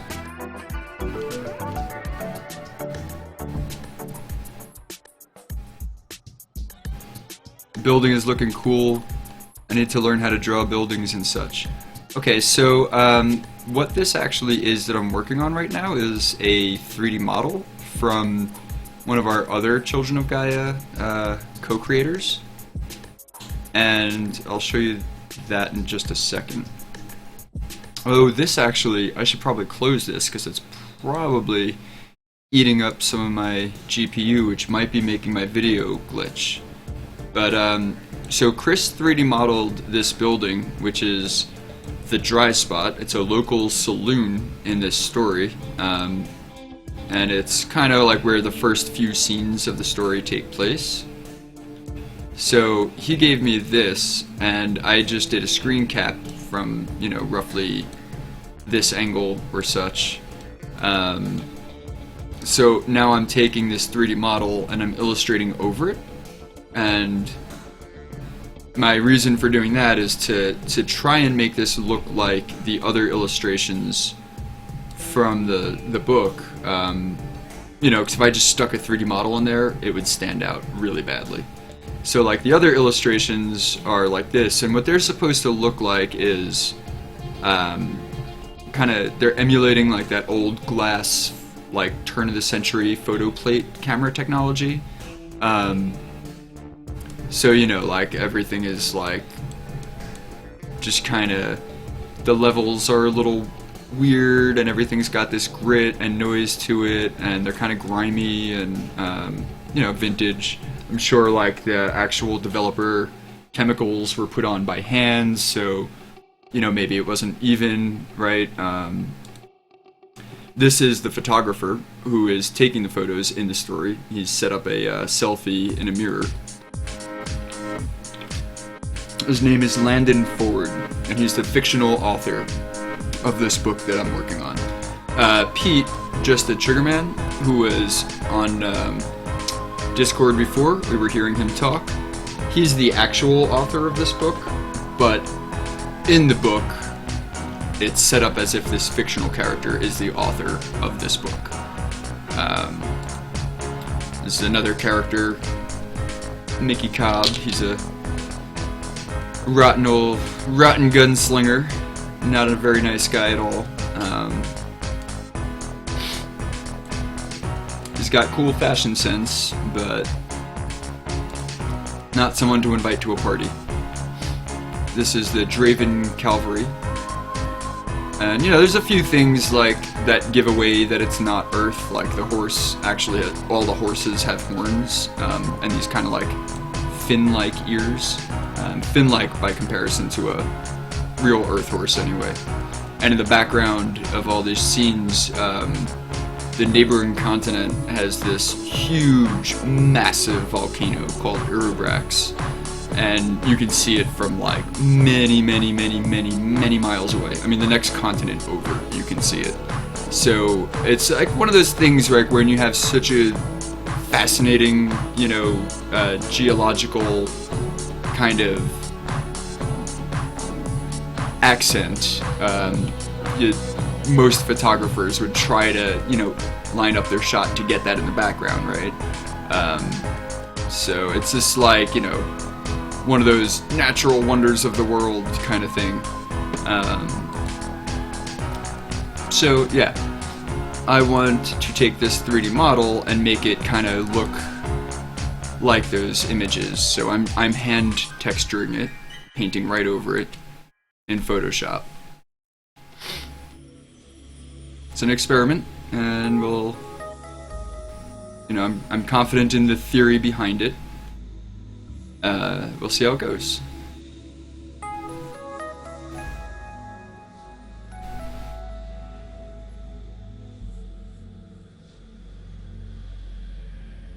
I mean, yeah, normally I would have just drawn this by hand, whether it was digitally or on paper, but we decided that because this building might be used in several images from different angles, having a 3D model base to start with, and then illustrating over that, would probably just be a bit more resourceful on our end.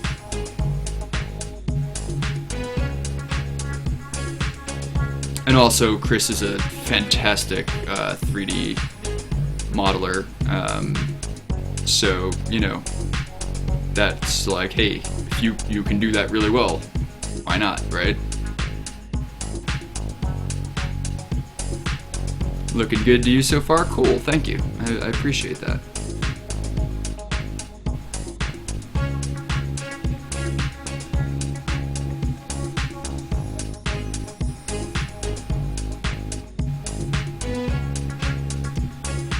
Shalathor does not understand why I'm talking to my computer.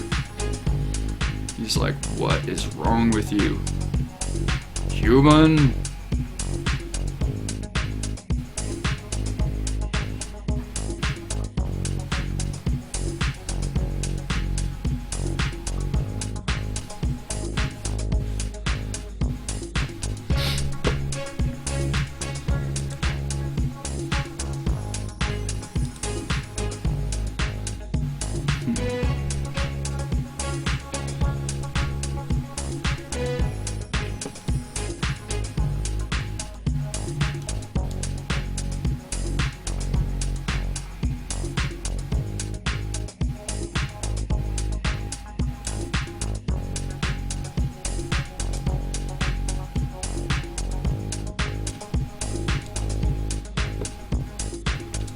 I just realized I think I'm painting a shadow.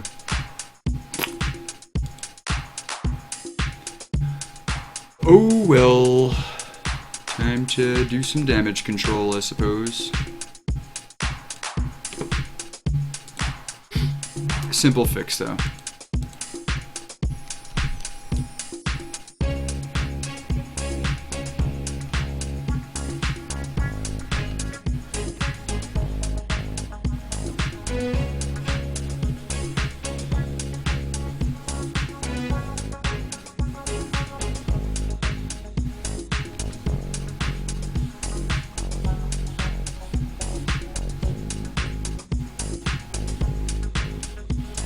I got down to the bottom, I was like, wait a second, how does that pillar line up with this window?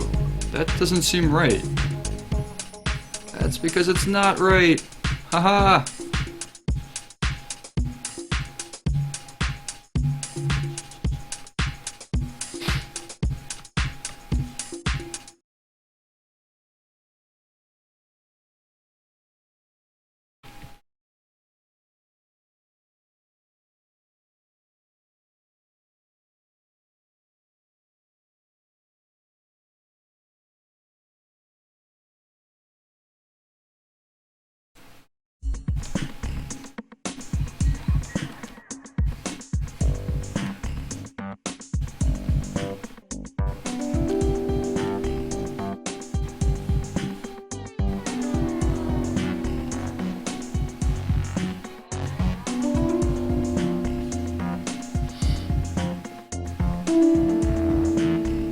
Really need to write more of my comic story. I got so much of it thought out, but getting it down is tricky.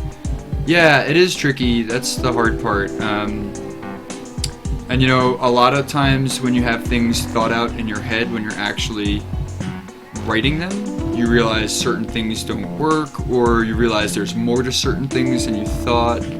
It's definitely a good idea to actually start writing. And I mean, a lot of the stuff in Children of Gaia, I started writing, and Chris started writing when we were like 20 some odd years ago, 23 years ago or so. You know, we were still in high school, and a lot of that stuff we've rewritten like dozens of times since then. Now we're at a point where, you know, we really know where the story's details are going. Key points worked out, yeah. So actually, you know how to make like bullets in like a Word document or something? Like, you know, it doesn't have to be Word, but like in a Google Doc or whatever, you can make a bullet list. A lot of times what I do is I'll have my key points worked out and I'll make them bullets, and then I'll come up with connecting details and events and put them in sub-bullets. So what I'll have is like a bullet with like a big idea, another bullet with a big idea, another bullet with a big idea, and then I'll have a sub-bullet list with like all the things that happen, like major events that happen based on that big idea, then major events that happen based on that big idea, and then I'll make sub-bullets of like more specific things. And by the time I go through, you know, you get as far as you can in the big ideas, and then you go through with like the more detailed ideas, and you keep doing that, and by the time you go through like a few times, then it's like, okay, now it's a story. Now I know what has to happen. Then still the hard part is actually writing it as a proper story. But that's just a little technique that I use to, and like we as a group use that, to kind of make sure that the overall story is working before spending too much time writing a paragraph. You know, like, one of the big pitfalls that we've had in the past was like you spend all this time, right, working on a specific paragraph, you know, or chapter even, and then like you get really far and then you realize, oh man, these like key events just don't work and you have to rewrite the whole thing. A lot of times it's, you know, much easier to make those changes when everything is still in outline form. So that's why I'm making that suggestion. I mean, obviously you do what works for you, but that's my 2 cents anyway, for what it's worth.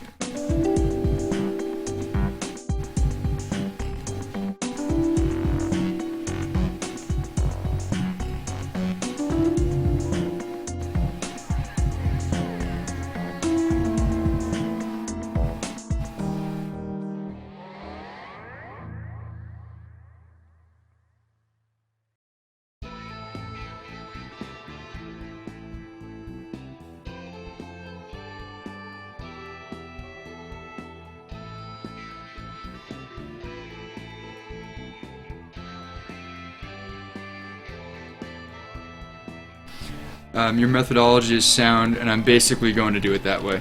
Yeah, I mean, you know, it works for me. I think it limits a lot of headaches, and it makes, you know, in the long run, it sounds like extra work, but in the long run, it really cuts down on work. It saves a lot of time and a lot of heartache of, like, redoing things and redoing things. And I know a lot of writers who do work that way. I also know a lot of writers who don't. I know a lot of writers who like just sit down to write and they write everything out and then they just rewrite the whole thing and then they just rewrite the whole thing until it's where they want it.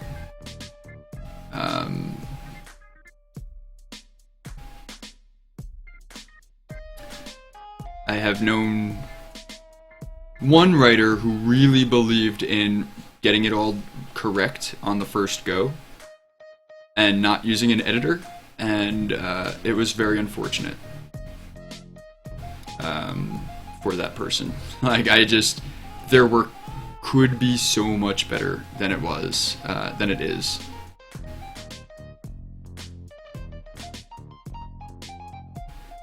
You know, there's always gonna be things that need extra thought and extra care and extra attention. And, you know, sometimes things need to be kind of thought out and hashed out, you know.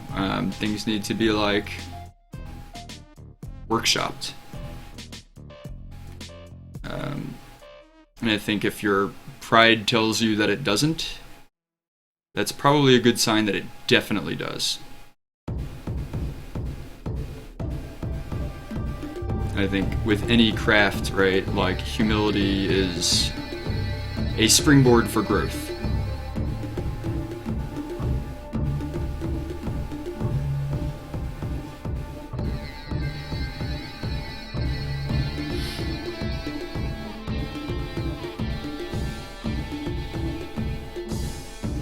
Yeah, same reason you sketch something out before you paint it. That's exactly what I mean. Exactly. Work out all the things you didn't realize that need to be worked out ahead of time, you know. I mean, I think it takes a very unique and special kind of brain to not have to do that.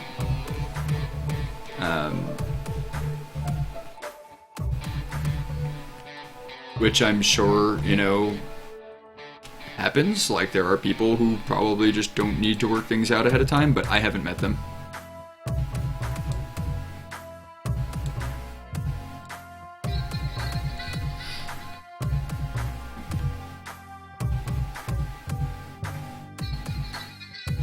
Yep, it's the same thing. Exactly. Yeah, I think there's also a wisdom to being able to make those connections, you know, to being able to connect various skills to each other and see the similarities, to understand the ways that drawing and music and writing and cooking are similar, you know, dancing. These are called the arts for a reason, and there are similarities, you know, there really are. Fashion, if I'm excluding anything, it's just because I'm focusing on my drawing and not because I don't, you know, not because I'm intentionally excluding anything. But yeah, there's a lot of things that fall into that category where it's like part science, but also equal parts like not. You know, there's the trial and error.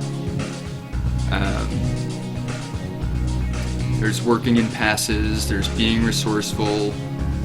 There's honing your skills. You know, understanding ingredients and experience. You know, those are things that flow right into all of the arts, and how they're all similar in certain ways,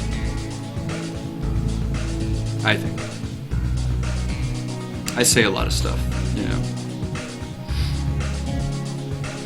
Once I get my bullet points locked down, would you mind if I sent them to you on Discord for your thoughts? No, not at all. If you want, you can send them in a direct message, so it's private. That depends on your comfort. But yeah, feel free. I think you can attach them as a Word document if you want. Or you could just like copy and paste them into a message. But I'm not sure if your bullets will transfer into Discord or not. Well, you can experiment, see what you want to do, see what works better. And yeah, I'll definitely take a look at them and let you know what I think, for sure.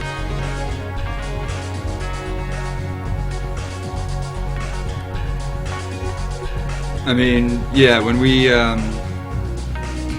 finally, as a group, you know, 5 of us at the time, finished not our latest revision, but our revision before the one that we're currently working on of Chapter 1, which is like the first installment, the first episode of Children of Gaia. We're just calling them chapters. It's not like a chapter, it's actually more like an episode. But when we were finished working on what we're calling Chapter 1, we sent it to a bunch of people for beta reads. And we got back a lot of feedback, and some of it hurt, but all of it was helpful. And then we rewrote it, you know? I think that's just sometimes what you have to do is like get feedback from people that you trust, and then just, you know, and some people's feedback, it's like, yeah, that's your opinion, I see why you think that, but no, I'm not gonna do it that way. And then some feedback is like, oh, whoa, I totally wouldn't have thought of that. Thank you so much. You totally just made this so much better by pointing that out. So, you know, even with feedback, you always have to take it, you know, take it under advisement, but don't take it as if it's something written in stone, you know. Unless it's like feedback from a client or something, you know, then it's written in stone. But if it's your project, your personal project, I mean, you have to pick and choose what feedback you're going to listen to. Or at least, you know, you listen to it all, but what feedback you're going to act on. That's, you know, again, this is all just me stating my opinions about things, so anyone can feel free to interject or argue and be like, no, don't listen to Draco, he's wrong about this, I'll tell you why. Like, actually, that would be cool. I always appreciate hearing other people's thoughts about things that I'm rambling about, you know. Yuki Dog Zombie is going to bed. Good night, Yuki. Thank you so much for hanging out. Thanks for stopping by. Really appreciate having you here. Sleep well.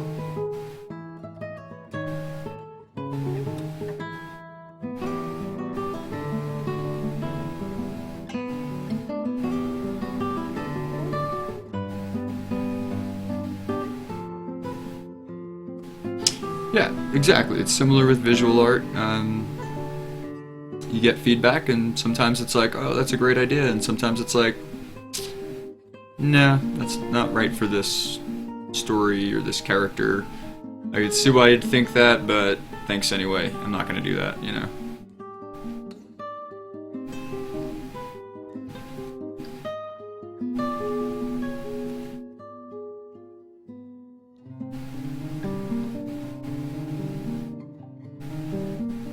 I also think the longer you've been working on something, the more important feedback becomes. Because the longer you've been working on something, the closer to it you are, and the closer to it you are, the harder it is to see all the little bits, you know, all the things that you're not focusing on. Like, you get so used to what you're focusing on that it takes someone else to, like, see the thing you didn't even bother to look at. You know what I mean? Like, as careful as you might be, there's always things that just aren't your focus, you know, and it takes someone else to see that sometimes. The more complicated it is, especially. I guess that's why I say the longer you've been working on something, because usually the longer you're working on something, the more complicated it is. The more complicated it is, the more there is to see, and the more there is that you're probably not seeing. And I don't mean like you specifically, I mean anybody, you know, like myself especially included. Like, some of my more long-term projects, like, just, you know, you're so close to it that you just miss certain things, and then someone else reads it and they're like, wait, I don't understand this, that, and the other thing, and you're like, oh, right, I totally forgot to explain that, because I know what it is, that I didn't bother to explain it, you know, or like, whatever, I'm just making up examples, but that's probably a good example, because that has happened to me many times. Or like certain things, you know, I'm worried that I didn't explain enough, and then someone else is like, dude, you just way over-explained that. Like, you don't need to do that. It's insulting. And I'm like, oh, really? I didn't think I explained it enough.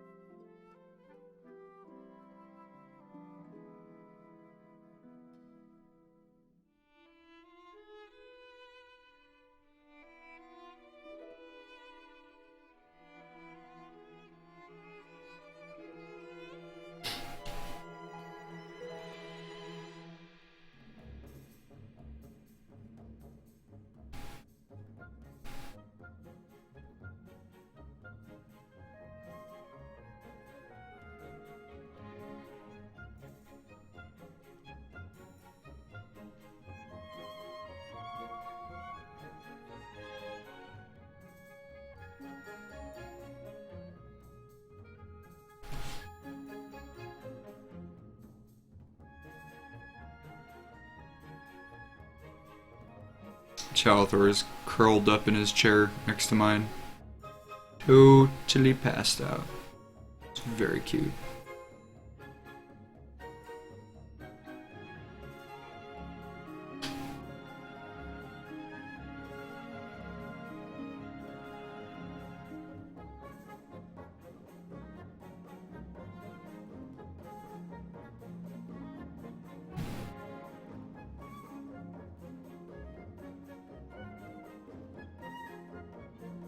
I have a feeling, depending on how my hand holds up, that because Lindsay is out of town, I'm probably just gonna end up like streaming until my eyes bleed, or until my hand gives up, whichever happens first. But this stream tonight might go kind of late.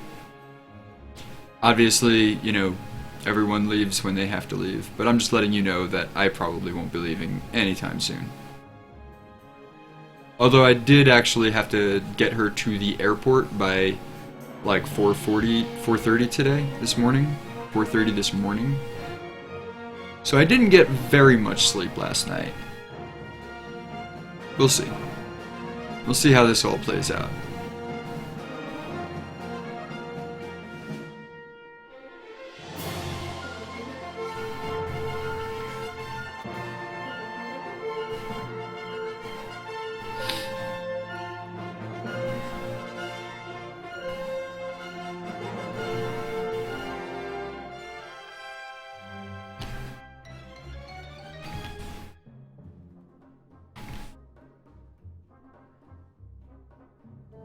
It's starting to look like a thing, right?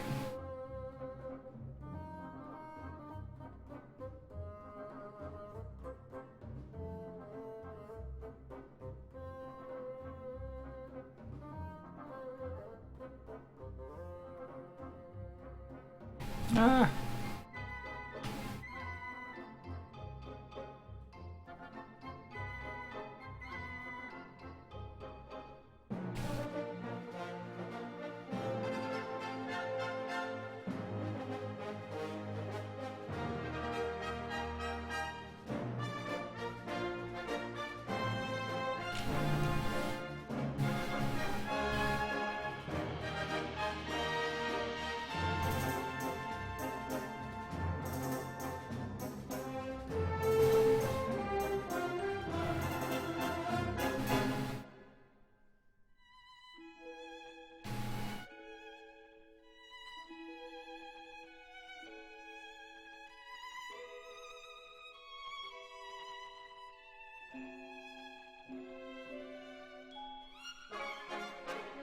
Tunnel vision is definitely a struggle with longer projects. Yeah, absolutely.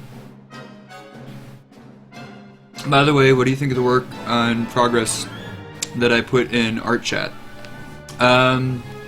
So, I'm not sure which one you're talking about, but definitely so far, like all of the things that I've seen you post are really cool. And I feel like each one is getting better. I think you're definitely like on a visible like improvement rampage, which is awesome. That's pretty neat to see. It's also cool that they're original characters. There was the one that you posted the other day with like the huge creature in the background and the much smaller character in the foreground. Then they had all like the glowy, like, you know, power energy stuff, and that looked really cool. The most recent one in the chat, you posted it about the time you hosted me. Also, thank you. If you're talking about tonight, then I probably haven't seen it yet. I don't typically like check unless someone asks me to. I don't usually check what's going on my Discord while I'm streaming. Oh wow, that looks really cool. So are these illustrations, are these all from the same story? Those are like cat people, anthropomorphic cat characters. They're really cool.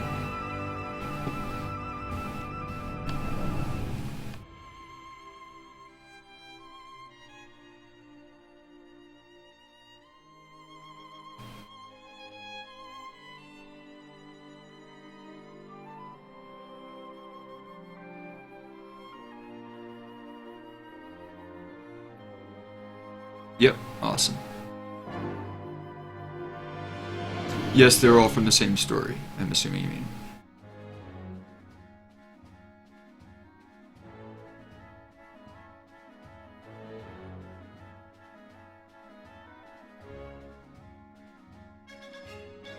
That's super cool.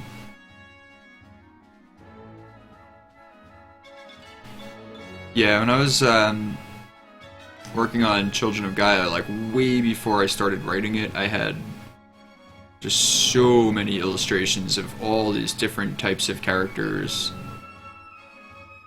different scenes, you know, like just different things going on, like different characters from different races and, you know, civilizations.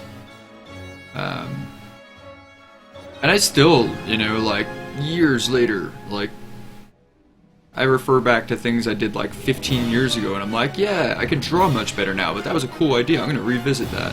So I do revisits like all the time, and it's interesting to see for me like what stuff changed since I started actually writing it out. Like just details about different types of people have naturally like changed as part of the writing, and have been like, oh well, now I know that these characters do X, Y, and Z, or are from here, so they must look like that, or you know. So it has changed some of like the details of my art, but I still find that my older art is still like, even if some of it is wrong now for the writing, still cool ideas.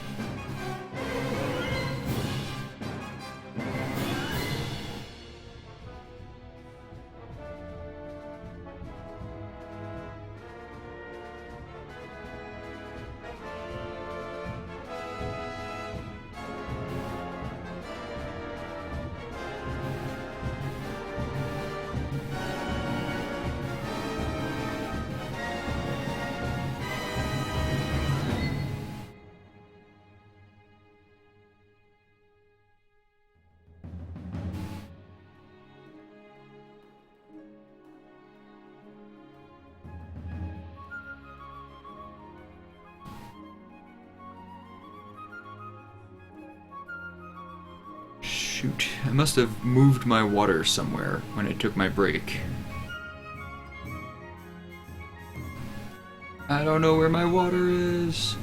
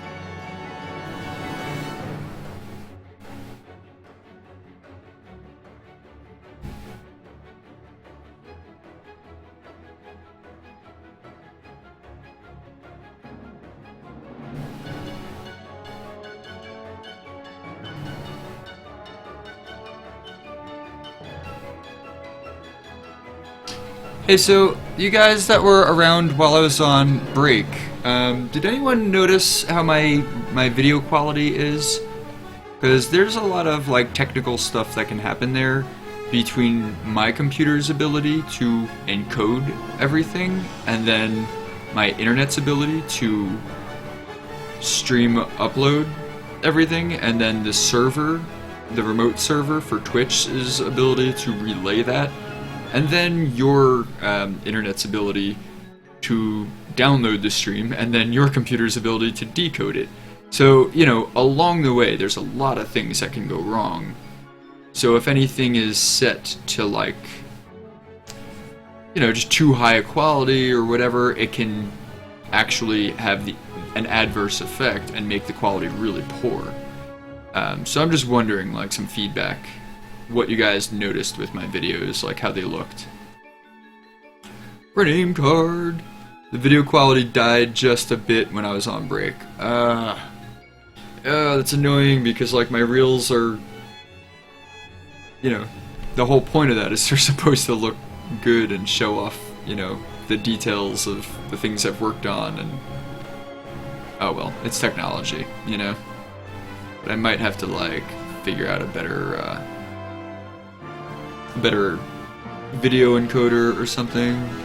Oh yeah, so the cat people are a race called Brachios. They are one of the 3 elder races. The other 2 are Dramonos, a demon race that both have human-sized characters. And those giant ones, awesome. And the Lyrian, they're like human elf kind of things, and they're city builders and crafters with very powerful tech. That's awesome. Cool. Thanks for sharing that. Yeah, I love that kind of stuff. Love hearing about it. I love, you know, that's what I spend a lot of my time is making those kinds of, you know, things. It's world building, you know. It's like there is many forms of story writing, and many of them do not focus on world building. I mean, all story writing has world building in it. All decent story writing has world building in it, but not all story writing focuses on world building. And you know, when you get into like your own original characters and made up races, you know, like, and species with backgrounds, like, that's when world building is really at the forefront of your storytelling. And for me, I love it. That's like my favorite, you know. You know, a lot of, even like sci-fi and fantasy just borrows from other stuff, and they just, you know, they don't make up their own things. They're just like, oh yeah, elves, goblins, and orcs, everyone has that, right? Cool, we'll just have those. Which is fine. I definitely don't ever want anyone to think that I'm like knocking a genre or making fun of anyone or anything like that. That's not my intent.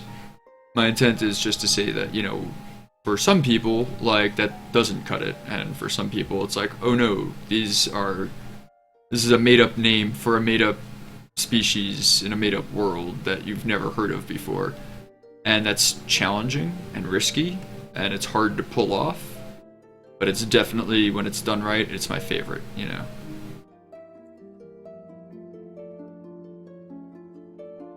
I am partial.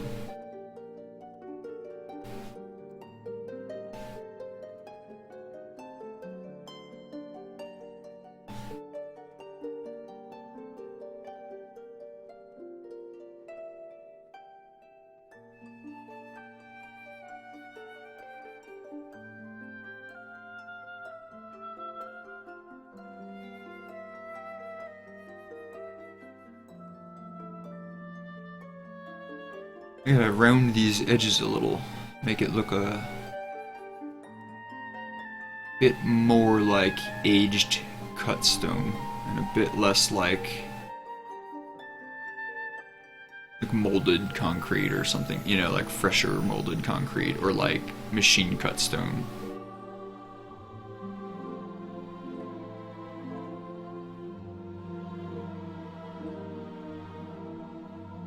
Apparently, as Pete was saying, this building was here before the Republic of Draven. This is from back in the days of the Imperial House of Draven. So it would have been made a long time ago. Well, not necessarily super long ago, but before this like modern industrial revolution kind of thing that's happening. Love world building. Yep, awesome. Me too.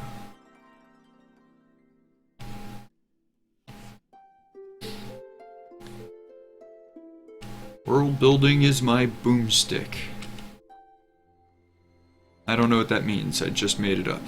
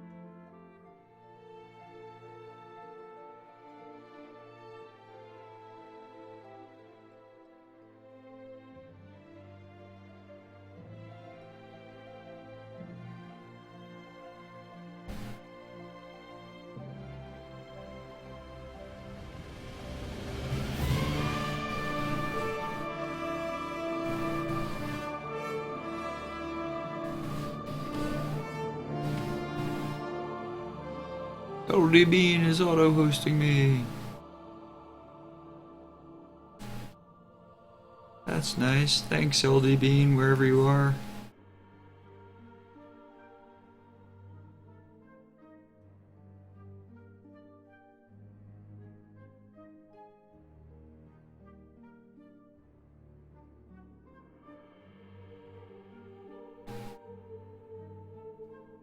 LD Bean is an awesome creative streamer.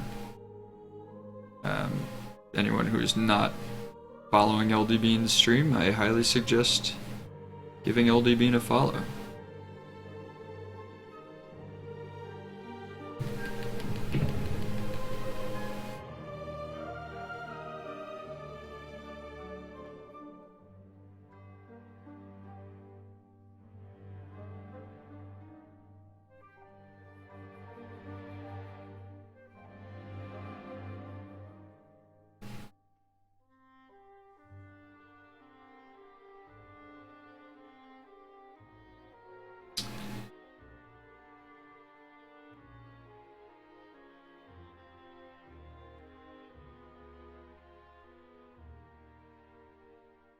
Actually, I think I need to close Discord for now. I've got one too many things running.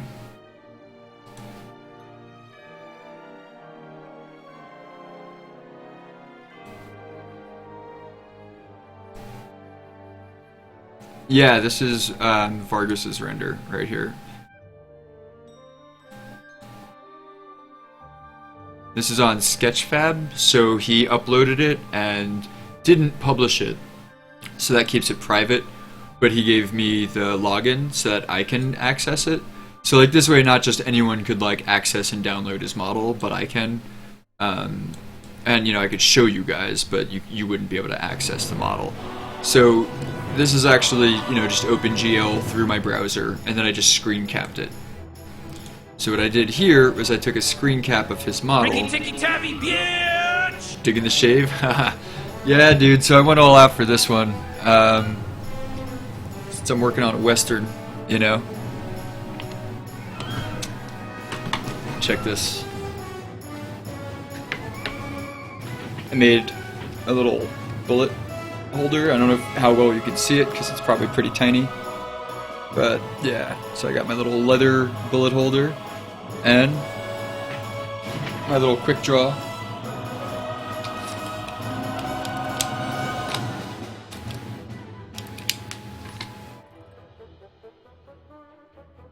You know, gets me in the zone. In the zone! Bitch! Bitch! And I went to shave my mustache and missed and got my goatee instead. I don't know. I just felt like it was more, put me more into the world, you know, change it up a little.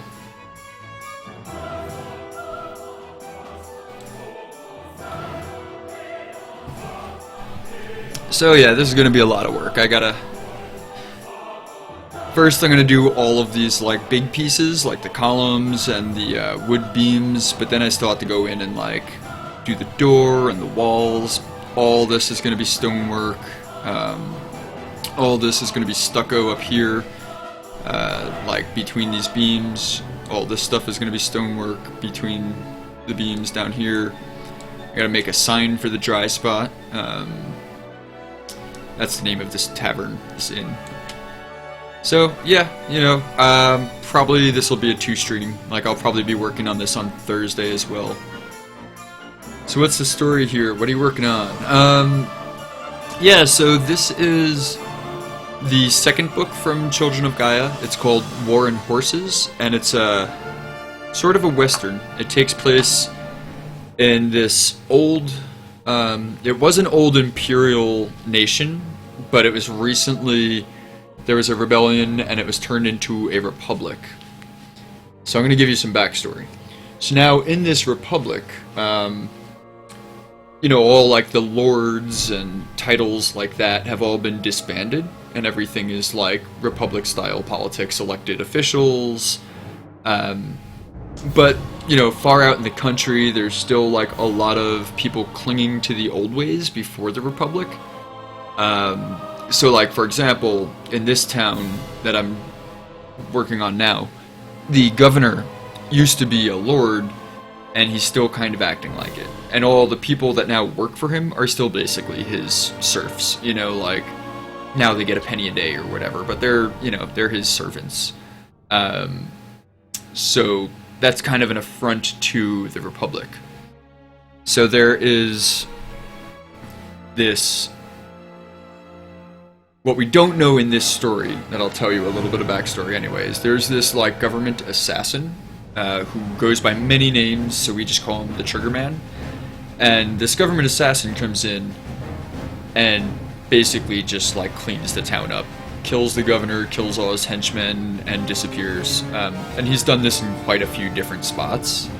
So he's become kind of like a rural legend, like a boogeyman, you know, like, the Republic is, like, hyping him, making, like, you know, hype journalism, sensationalist pieces about the good guy who's cleaning up the country, you know. He's an assassin. I mean, he's not doing it because he's a hero, but they're making it out like he's a hero. So they hire, you know, somebody, like, funds this journalist under the guise that, like, hey dude, I really like your work, I think you're great, you want to write a story about this? You'd be perfect for it, here's a whole ton of money. So this character, Landon Ford, I'll show you an image of him, he's like, what, that's awesome, I'm finally getting recognition, you know. So he takes off from like the coastal city and heads deep into the country. This is Landon Ford, he's a city slicker. He's the journalist who is writing this book, and this is one of his photos. It's like a selfie in, like, a mirror. So this is, like, old school mirror selfie. So I'm illustrating all these to look like old photo plates, like vintage kind of photo plates, you know. So he is the author and photographer and artist for this book. There's also going to be, like, sketches that he does in, like, the margins of the text or whatever. Like, he'll mention an event and, like, draw what he thinks it looked like, that kind of thing. And then take photos of things that he can, like, oh, this is a photo of the place that such event took place at. So here's, like, a photo of one of the governor's henchmen. So this guy would have already been dead when Landon Ford showed up, the journalist. So he'd probably bought this photo off of someone, like, hey, do you have any photos of that guy, Mickey Cobb? Because, you know, I'd love to put it in my book. And someone was like, oh yeah, I've got an old photo of that old son of a bitch. You know, so this is the character, Mickey Cobb. He's not a very nice guy. I mean, he's one of the governor's, the corrupt governor's, like, henchmen, you know. He's a gunslinger and a drinker, like a drunk gunslinger, you know, who just does whatever the governor says. He'll kill a kid if the governor says to, you know, like, he's a body bag waiting to be filled. This is actually the Draven Republic Cavalry, so it's like the new army. And again, this doesn't take place on Earth, so you'll notice some things are, like, kind of different. And it's like this mixed tech, like, they have guns, but they also still use swords and still wear armor. Their horses have horns. In the background, there's this, like, huge volcano that's not even on this continent. It's, like, on a nearby continent, but it's so big you can see it from, like, across the ocean or across the sea. So that is, like, one of the geological oddities that makes its way into a lot of the photos because it's an oddity. Anyway, I'm just, like, overviewing the whole thing, you know. And there's Urubrex again in the background. So what I'm doing is I'm drawing now, I'm taking an illustration, a 3D model that Chris Cavelli did. He's one of the co-creators for Children of Gaia. So he did this 3D model, and I took a screen capture of it from about this angle, something like that, right? So I'm taking this screen capture and I'm illustrating it to look like one of these old photos. So I'm basically just, you can see what I've started here, just going in and, like, painting in the details and starting to shade it and, you know, put this, like, neat photo texture over it. So that's the story. That's what I'm working on. How are you doing? How's your day going? Without mentioning specifics, I know you said you were having some some difficulties figuring something out. How did that, everything worked out okay?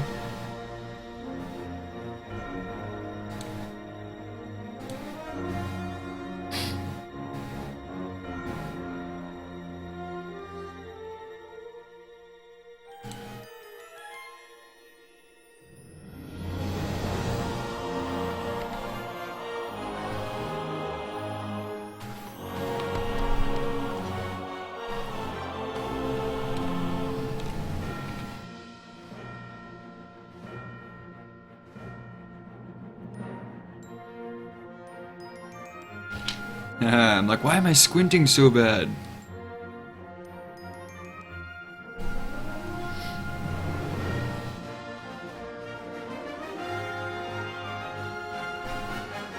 Yeah, all's good. Cool. Helped your dad pack some stuff, cook dinner, pretty chill day. Awesome. That's good to hear.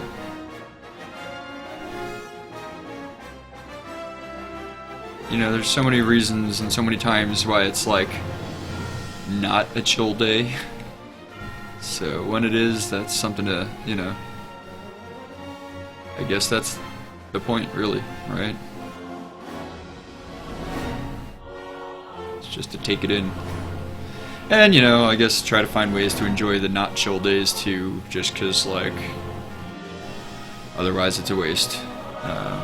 But yeah, I'm glad to hear that you had a chill day.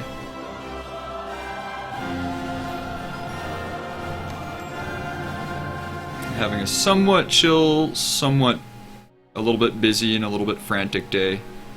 I mean, nothing like bad happened, but you know, it was just a little like much to do. I had to get Lindsay to the airport at like her plane left at 5, so we had to like leave the house here at like 4:15. You know, which meant like we had to wake up way before that. So I'm all messed up. I'm all messed up, man. No. But because she's also not here, I'm thinking that I might just like do an extra long stream, but I don't know, you know, if I'll be able to handle it. Like, especially after not getting enough sleep, I think my hand might start acting up early. But we'll see.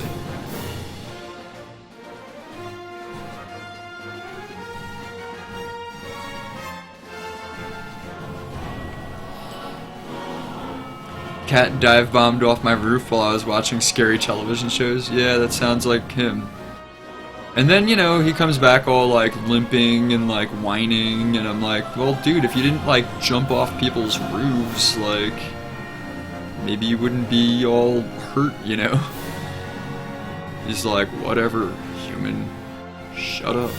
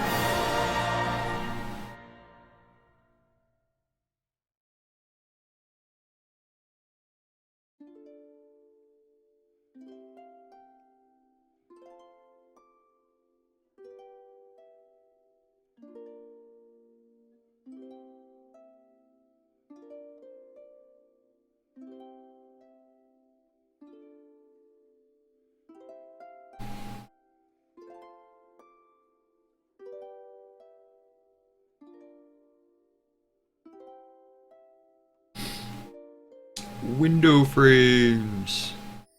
Yeah, they're a pain. I'm glad you like them. I hope it's worth the pain that they are.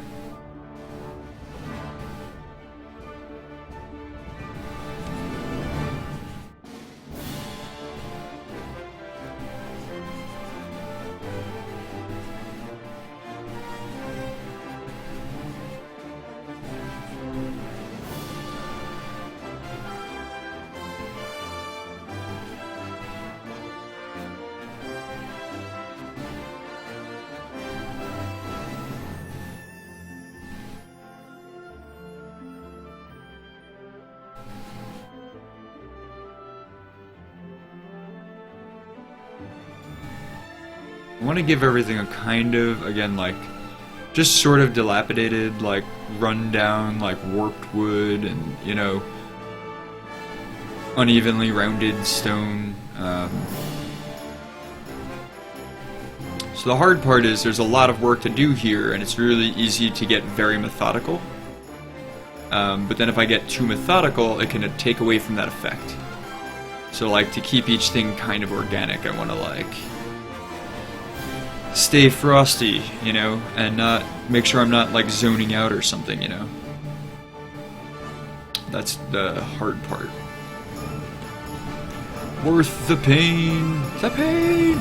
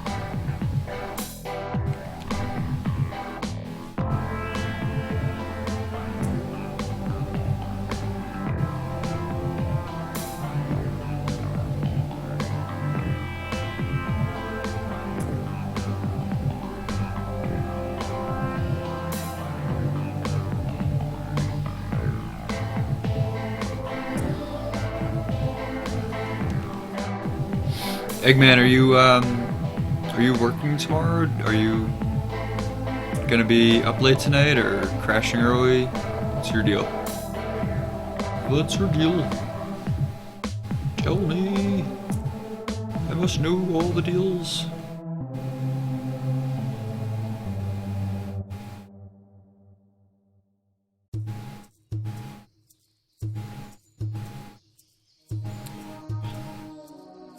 So this song that you're hearing right now is written about Danrock, which is one of the great nations in Rendaria from Children of Gaia. And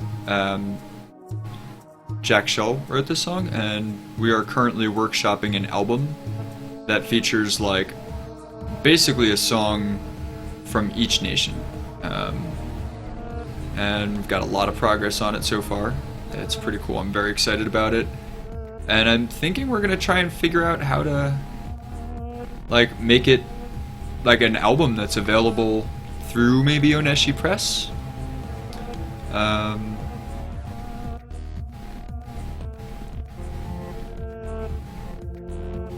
It's definitely, like, it's cool because it's like a lot of it's very fun and lighthearted, but also kind of creepy and sinister.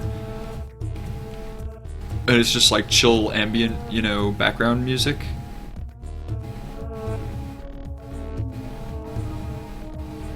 But, you know, with ambient background music, I think a lot of times it's like either chill and lighthearted or sinister and creepy. I think Jack has a very good ability to kind of do both. You know, he can make things like very playful and very, like, a little dark too at the same time, you know.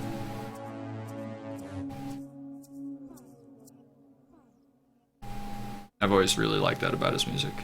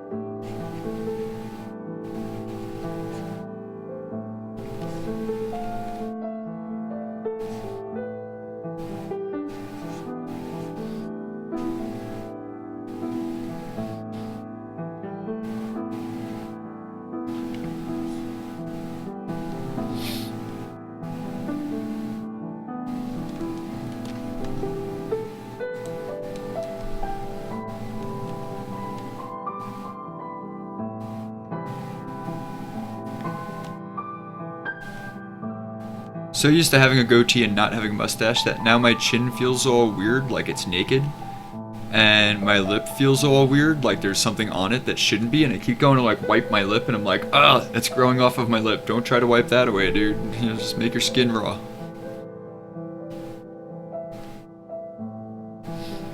My face is all opposite of what it's used to.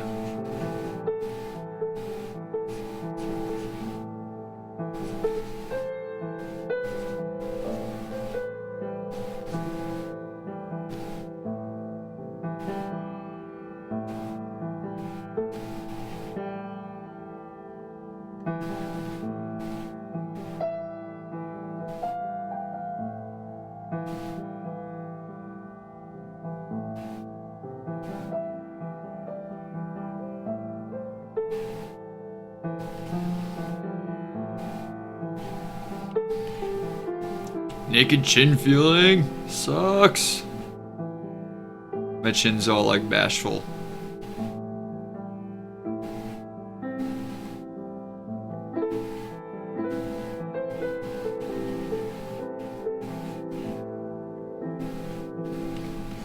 The wind blows and I'm all like, weird.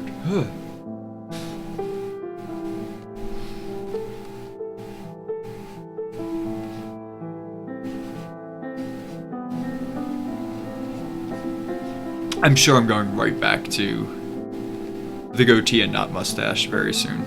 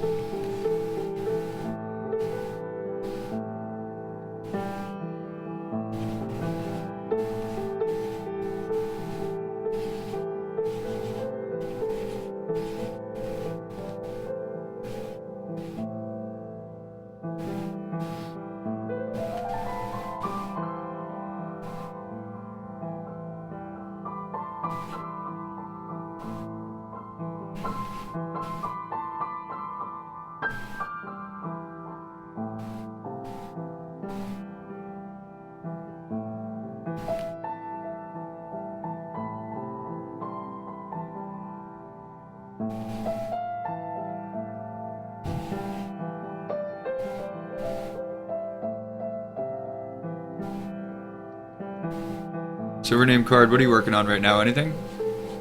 Anything groovy? Doing some 3D stuff, some sketching stuff, or just chilling? Taking a break from working on things?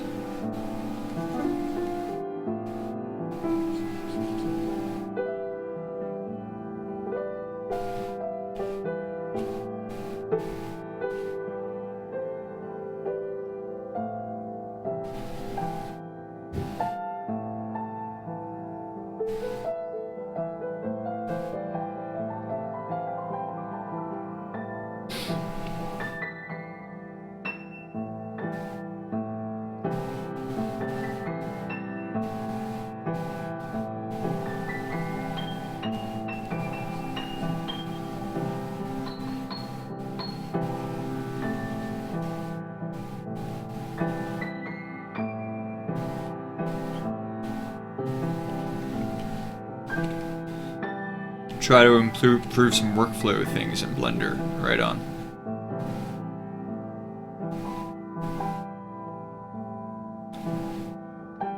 So, what made you decide to switch to Blender? Was that like something you were thinking for a while, or was that just like a random like, hey, let's try this? And I've heard very good things about Blender. Testing some scripts as well, cool.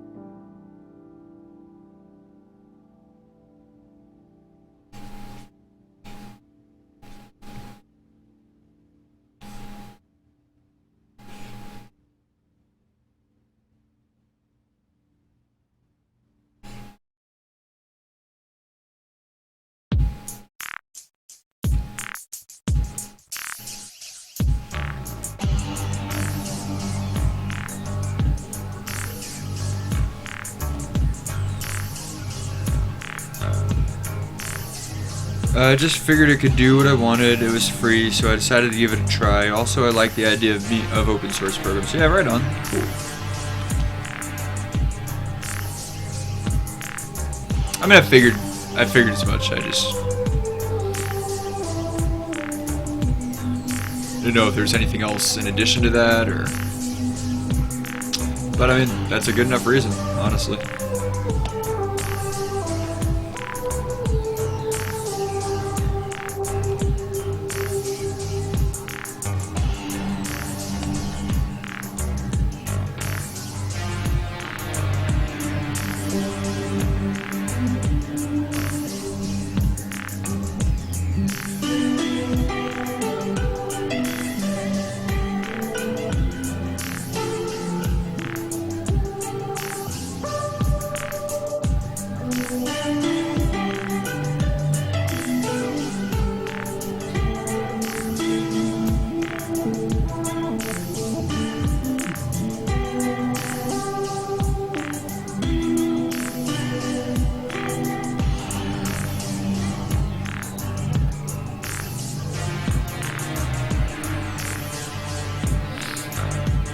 I think you got most of my key starting points down. I'll send you the Word file, Jayel, for you to look at and later in your own time. Cool. Awesome.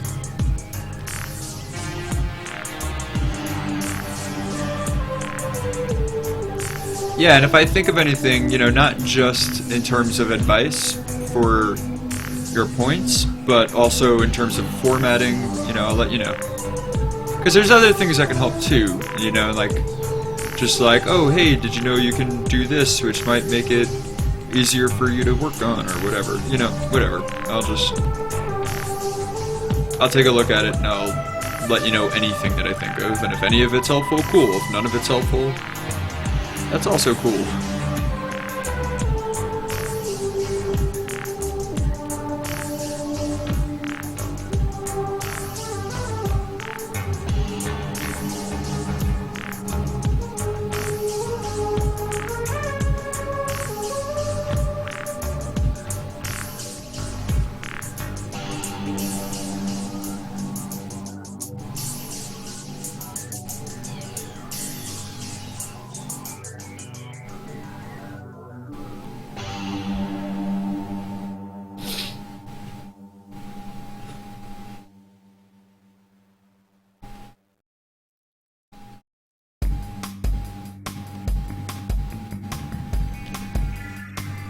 It's very rough around the edges and stuff, but totally new to writing, so any advice you got I'm sure will be helpful. Cool. Yeah, awesome. I'll keep that in mind.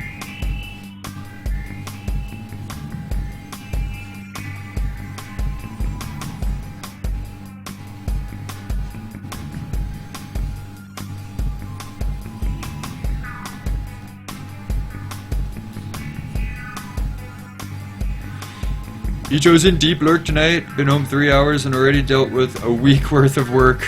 Love y'all anyways, and the image looks amazing. Creeps back into the lurk corner. Oh, thank you so much, Ito. Yeah, you do what you gotta do. I just, you know, every now and then just looking up and even seeing your name in my chat, even if you're not saying anything, but just knowing you're there is awesome. I mean, granted, I would love to have a in-depth conversation with you, but that's not always, you know, not always possible. But I appreciate the lurk too.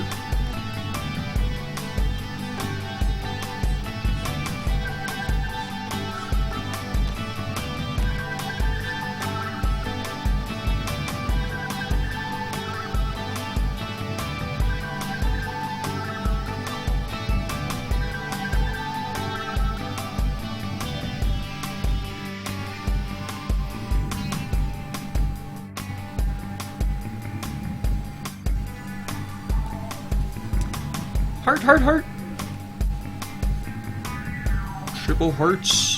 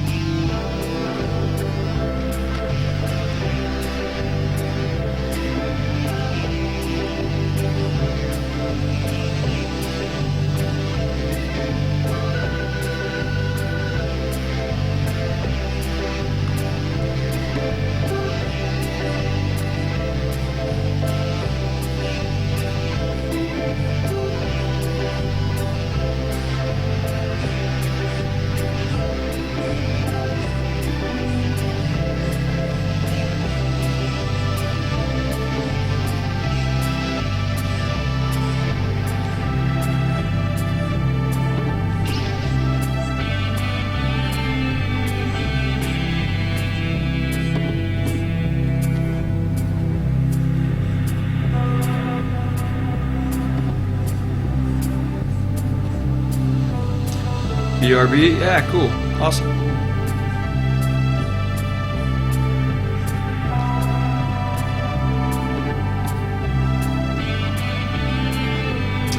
Actually, yeah, so I think my last break was at 7 my time, and it is 8:30 my time, so I try to take a break every hour and a half just so that I can keep working as long as possible, and doing good, efficient work.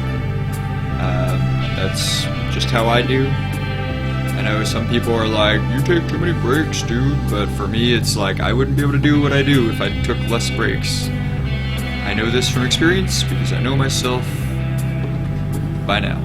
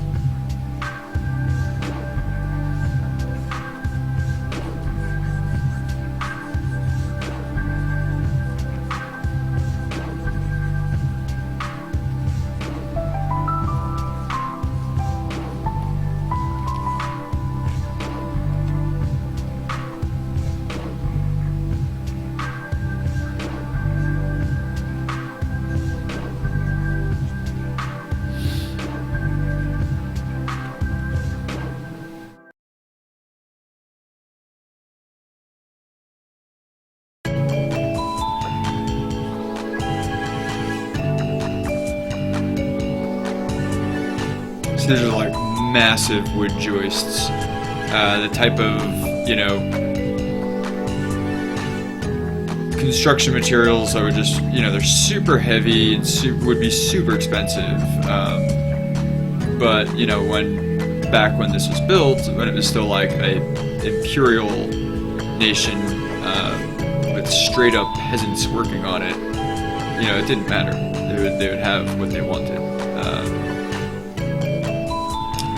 And something like that is these massive, solid joists that are like a log each would be necessary to hold up a structure built with so much, stone additions and all this stuff.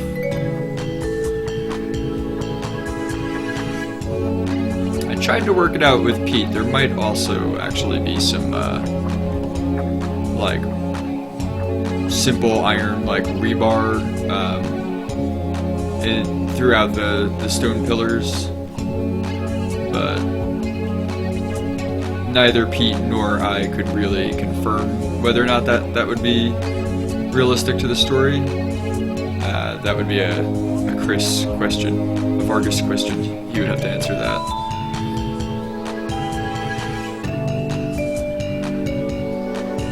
The People's Republic of Draven is his invention. It's one of his places.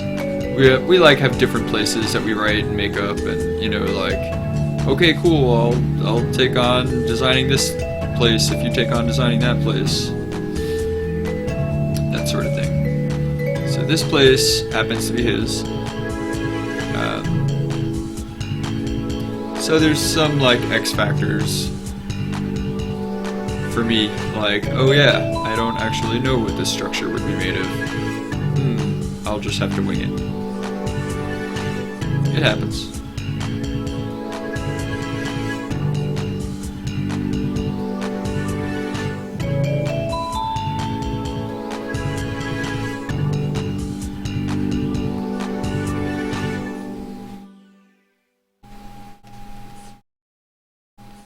Oh yeah, I totally didn't take that break that I said I was going to take 5 minutes ago.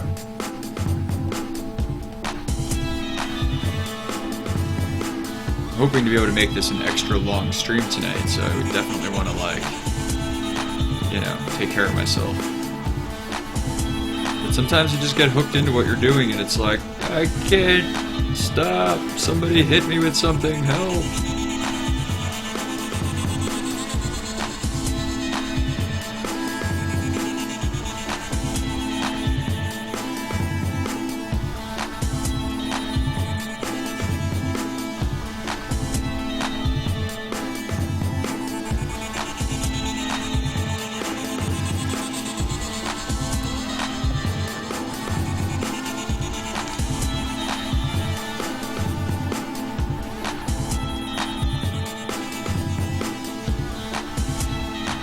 Juice and crackers! Woo! That sounds awesome.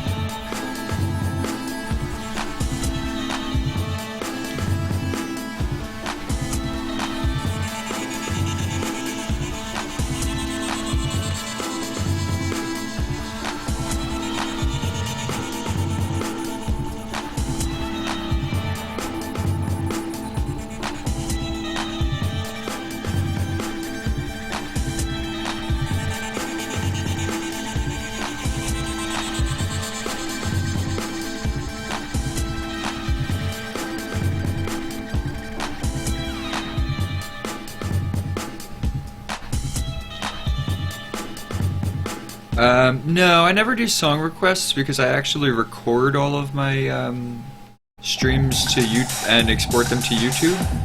So if I do song requests, what happens is a lot of times copyrighted songs come up, like rights protected songs, and Twitch will mute the audio. So then if I go to upload, you know, my stream, there'll be entire sections where it's just blank and you can't hear any of what I'm saying, or you know what I mean, then like you don't really know what I'm doing.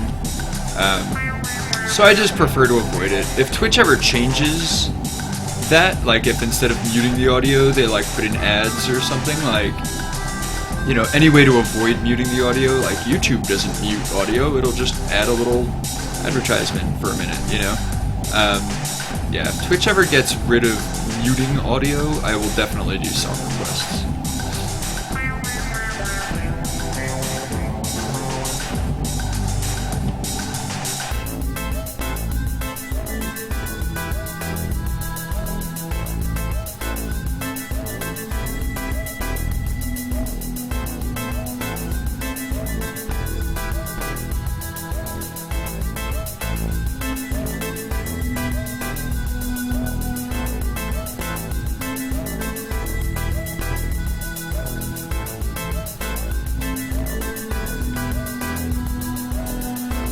J Squared!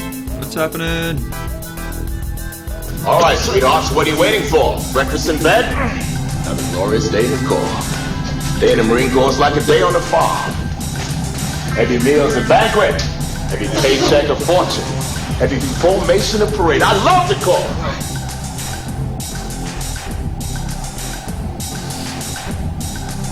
Art, not too bad. Also, kitten.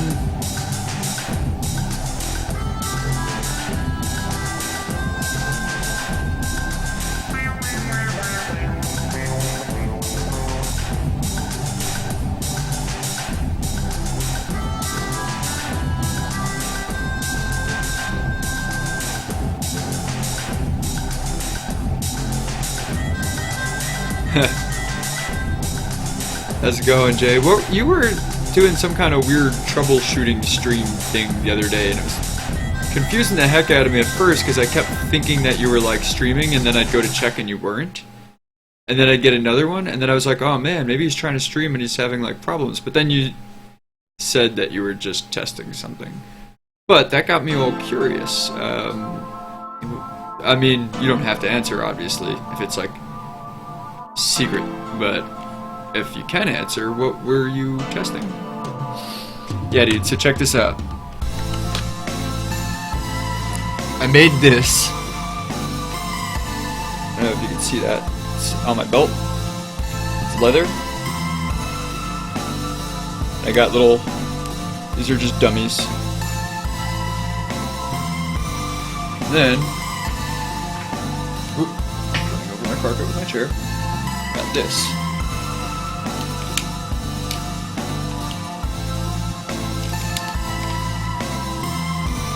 So I made this out of leather also. My webcam's up too high here. There we go. It's pretty solid leather. I mean, it's like... my hands were hurting after sewing this. I mean, I also used a lot of glue. But, yeah.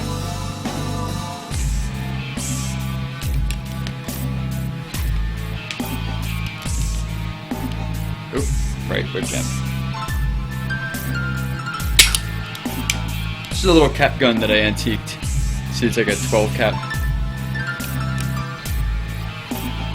Here.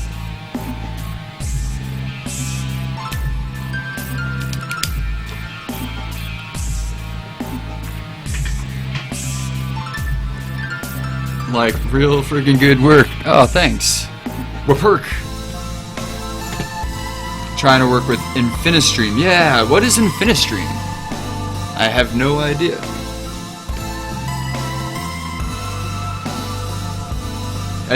Now that you said it, I remember you had told me it was Infinistream, but... Nice bullet belt. When I come and visit, we have to make some stuff? Yes. Also, I was just about to head out and saw you showing off your things. Nice things! Oh, awesome. I didn't know that you didn't see it before. Yes, definitely. Can't wait. Ito, are you coming back? Or are you out?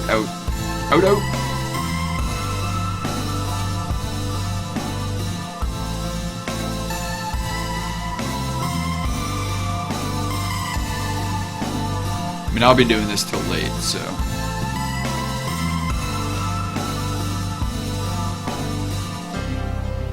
because the Lindsay is out of town. So there's no reason for me to go to sleep. Ever. I'll just work until I implode. Or explode, whatever.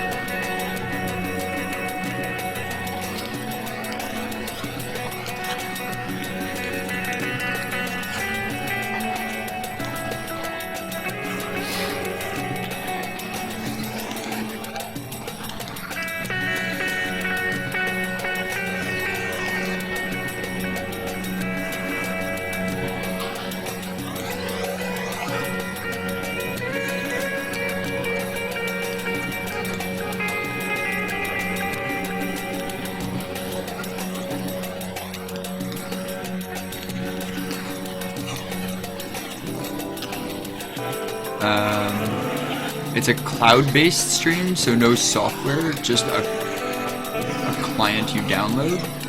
Huh. I mean, I'll pretend to understand what that means for the sake of conversation, but full disclosure, I have no idea what that means. I'm very curious though. So like, you mean basically just like something, so it's a client you download, so how is that not software? It needs work, but I think they are almost there. Stardew Valley.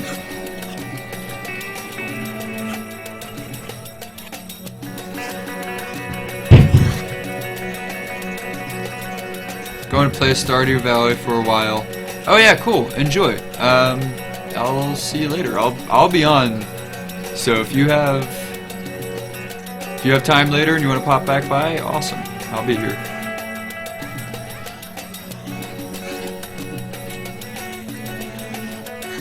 So no OBS or setup, you just pick stuff on the web. Okay, but you still download a client.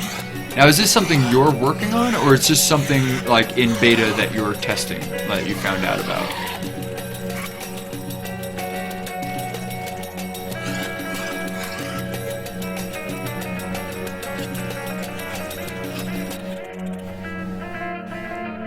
Or are you a beta tester for the designers? Tell me all of my questions.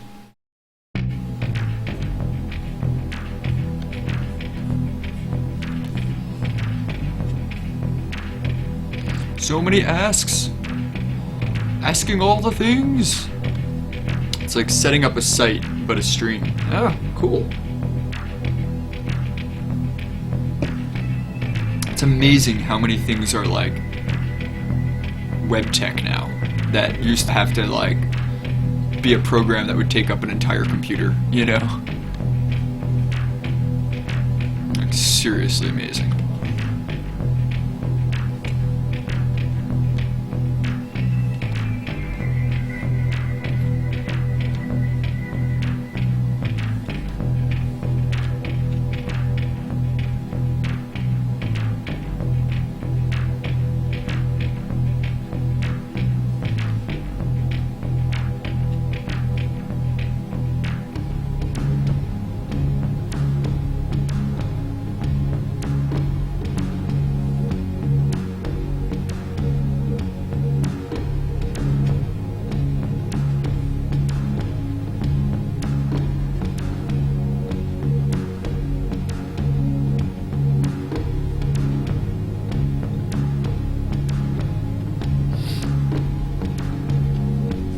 I just like the idea of cloud-based OBS, and all you have to do, and all you have is a small client that runs in your tray. Yeah, totally.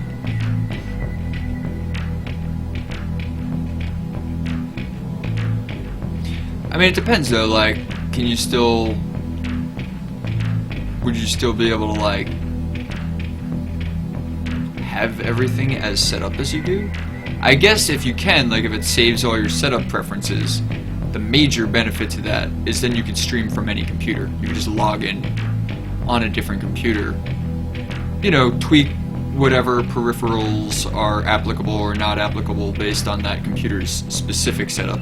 Like maybe that computer only has one webcam. Okay, cool, just turn off the other one and just stream. Like, that would be awesome. Hella cool. So as it stands now, one of the things I'm thinking of doing when we are planning our book launch party for Great Nations of Rendaria is I'm planning on streaming it, maybe? Streaming the book launch, which will be a party at an actual bookstore. But like, then I have to set up OBS on my laptop, which only has one webcam, which I don't even think has the correct driver installed, and like, my laptop is like old and junky by comparison, and you know what I mean? Like, it's gonna be a headache. I had to set up OBS all over again, and you know, get all my like OAuth tokens and whatever, and then set up, figure out if I can even export and set up UncBot on my other computer. It's just craziness.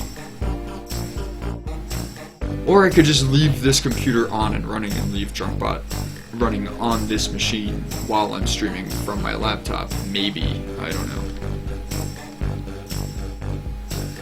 All the alerts stay and your friends can join a green room?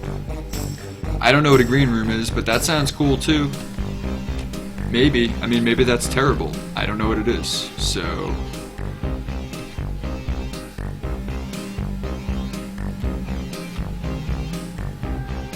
well, maybe it'll work for me, but it sounds like you were saying, they're still in beta testing, right?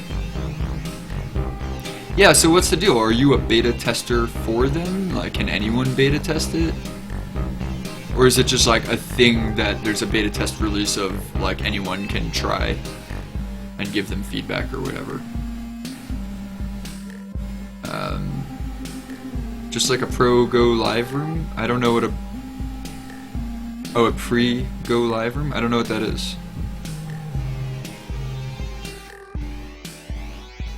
Your friends can join in a green room. Like a holding? For their streams? I'm confused, Jay. I don't understand the things.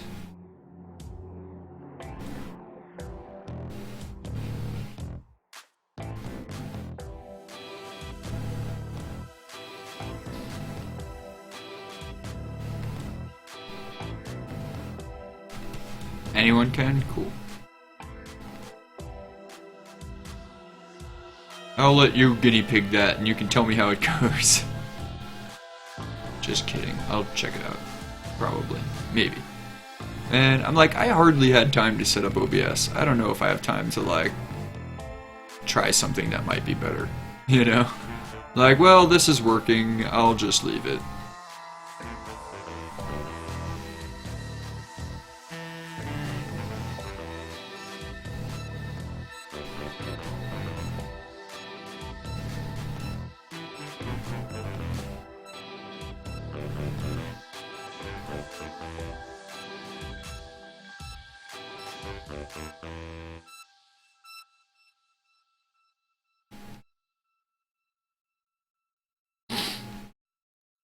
You're not sure of the purpose of green room. Okay, yeah, sticking with what works. Right?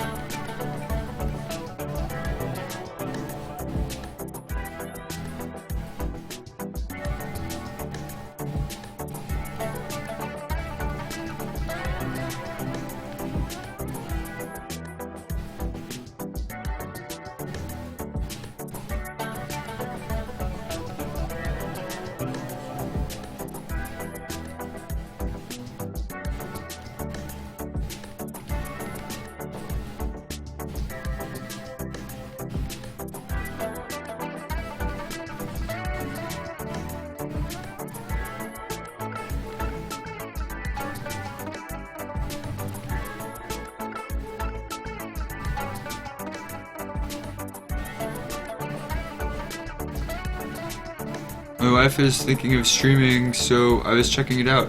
Oh, cool. What would your wife be streaming?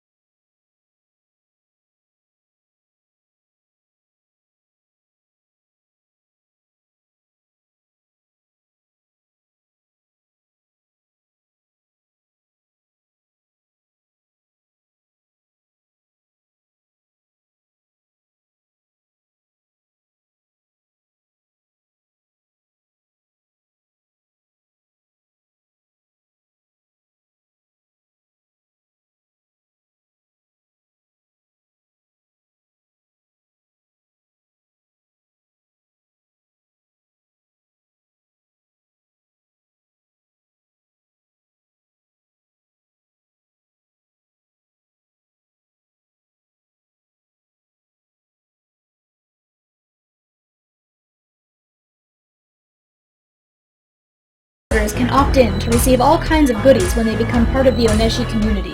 Personalized letters and selfies from characters, 3D drawings, even cameos in our books.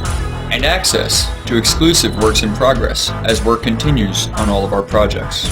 One of our favorite rewards, which is made possible by our patrons, is the weekly live stream, during which Jayel streams live on Twitch TV as he creates art for our projects. Join me live every Tuesday night to watch me create art and to chat with me and other Oneshi Press fans and supporters. Watch in real time as the art takes shape. At Oneshi Press, we build immersive, progressive, gorgeous worlds. And you're invited to explore them. Come join us.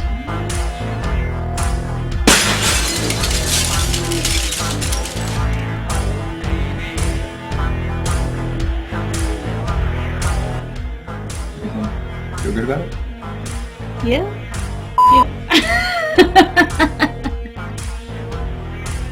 Woo! You're the best! You're awesome! We love you! You're so cool! Thank you!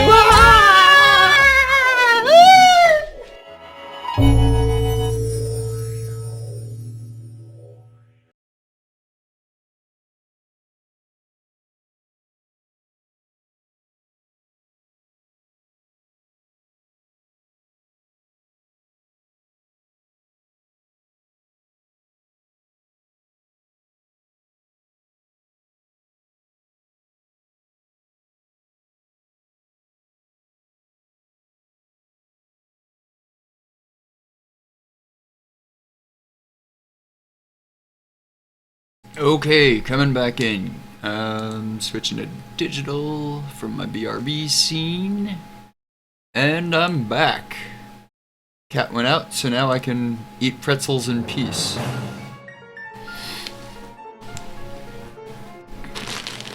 Yes.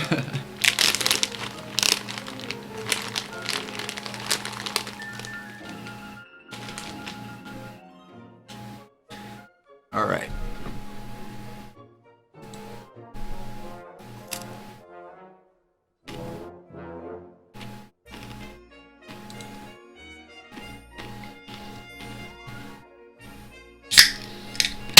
How's everybody doing? Anybody still here? You all in super deep lurk?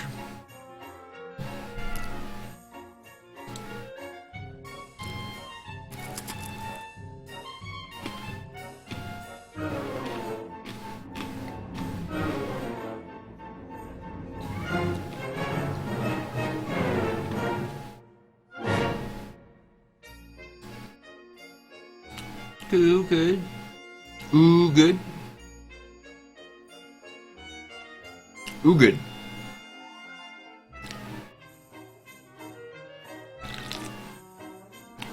Yep. Pretzels and beer are ooh, good.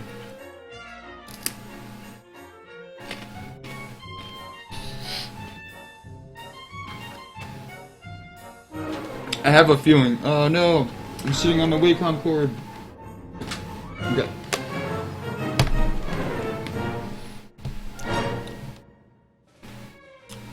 What's this you're working on? So this is from Children of Gaia, War and Horses.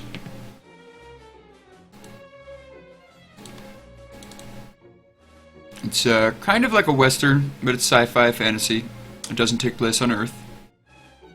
So I'm doing these different like photo plates that this guy right here, his name is Landon Ford. He's a city slicker journalist from the coast of Draven, and he is tailing a government assassin called the Triggerman, who came into this town and cleaned it up, so to speak, and kind of doing like a propaganda piece. So this is a bad guy. This is Mickey Cobb. He's there's a bunch of bad guys running this town, and the Triggerman comes in and kills them all. And yay, he's a hero, and yay, this journalist Landon Ford is writing stories about the exploits of this hero who's going in and cleaning up these, you know, these towns where there's like corrupt politicians left over from back in the day. But I mean, the Triggerman is a government assassin. He's kind of a bad guy. But this book is written by a journalist who, like I said, is doing a propaganda piece about him. And I don't think the journalist really knows that. He just thinks he's being hired to write a story because he's so good. He's a great journalist, you know. And he's into the story, you know, he likes the idea that this Trigger Man is going in and cleaning up the countryside. But, you know, Landon Ford is also from the city. He doesn't really understand, like, these rural people and their needs and the kind of chaos that results from the balance being thrown off. So, Draven used to be an imperial territory. It was the House of Draven. And there was an uprising and a rebellion, a civil war, and it became the People's Republic of Draven. So, now it's this great republic and elected officials, yada yada, but there's still, like, a lot of these old school, like, aristocrats, you know, lords and such, who just immediately became the governors. And, you know, like, in Meso County, this one dude who is, like, the lord of this place, you know, it was, like, whatever, his territory, is now the governor, and he's still acting like a lord and still treating the people like his serfs, you know, like his peasants. And he's very corrupt, and the Trigger Man comes in and, like, kills him and all his henchmen. So that's, like, the basic story, is this journalist following the aftermath of the Trigger Man. So, yeah, he's taking, like, photos of places where the different events happened. He wasn't there for any of the events, so all the photos are either photos he took after the fact, or photos that he bought from people of, like, before the Trigger Man was there. Like, for example, that character I just showed, Mickey Cobb, like, Trigger Man kills this guy. So there's no way Landon Ford would have been able to take this photo. He bought it off of someone else. So I might, like, change the color or something to make it look different from his photography. I'm not sure about that yet. But the idea is, like, you know, Landon Ford bought this photo, whereas he maybe took this photo himself, and definitely took this photo because it's a selfie. It's an old school selfie.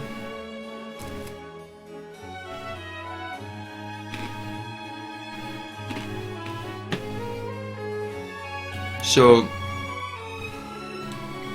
nice, cool story. Trigger Man's a badass. Oh yeah, he's definitely a badass. Lindsay, I want you to put this on. What's it for? It's a locator. Then I can find you anywhere in the complex on this. It's just a precaution.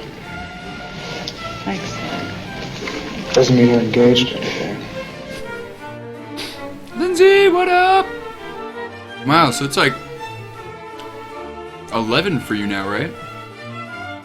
Oh, but you just got there today, so it probably still feels like 9. This looks amazing. Thank you so much. Where are you? Who are you with? What's going on? Tell anyone that you're with that I said hi.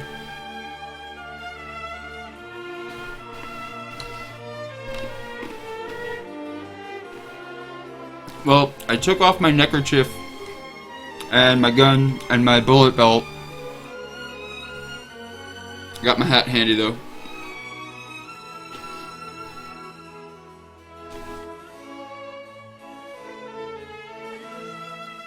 What you think?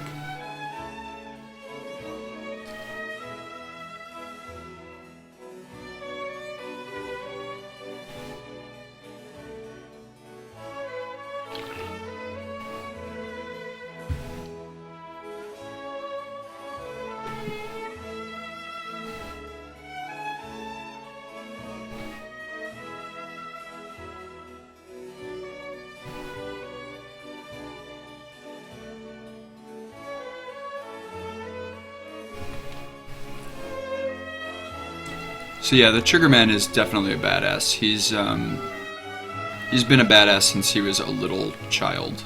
Not on purpose. He was actually like an orphan that was used in an assassination plot that started a war. and as a kid, he didn't understand any of that, you know, like he didn't really know what he was doing, he didn't really understand the consequences of his actions, he was totally just manipulated and used. And ever since then, he's been, you know, like, convinced that he's a no-good killer, and B, also trying to convince himself that, like, it's good, you know, like, what he did is good. No, I have not done any images of the Trigger Man, if that's what you mean. Chris has done some drawings of him. I can dig those up. We'll give little sneak peeks. I feel like, personally, the people who watch my streams, you know, they're like the insiders. You guys are the insiders. You're part of the family. So you get the behind the scenes, you know, sneak peeks of things.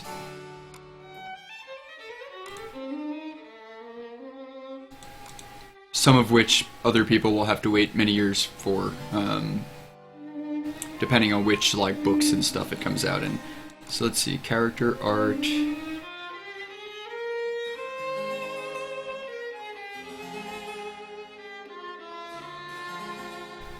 Triggerman.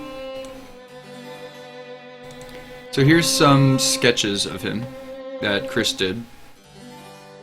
So that's him, like, in his, like, military gear. That's him, like, in a disguise as, like, a business tycoon. That's another disguise, just, like, random raggy drifter disguise.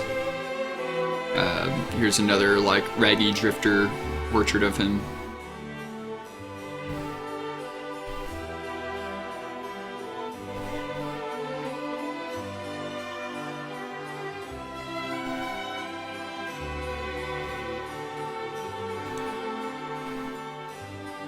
Backstage pass, baby!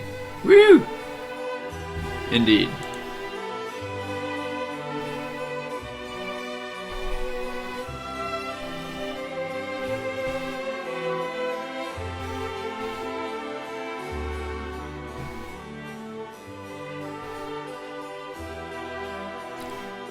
You like it? Look. It's indecent. My butt's exposed. Did you ever know how much of a butt chin I had? Have you ever seen my butt chin? Have you only seen me with a goatee? I have a proper butt on my chin. Mitch says, put the hat back on! Hi, Mitch! Woo!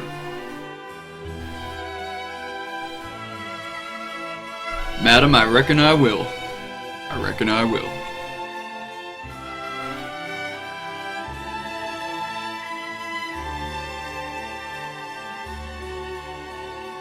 Mitch is amazed by my butt chin. It's pretty amazing. I mean, I'm worried I'm gonna get kicked off of Twitch.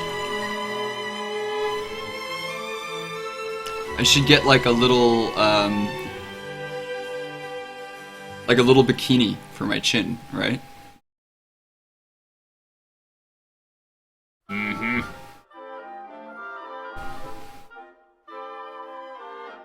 It's pretty butt-like.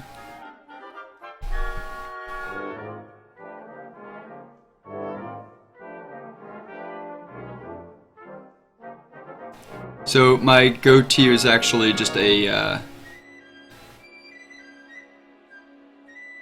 it was there for modesty. Wipe it? Chin thong, yeah. A chinkini.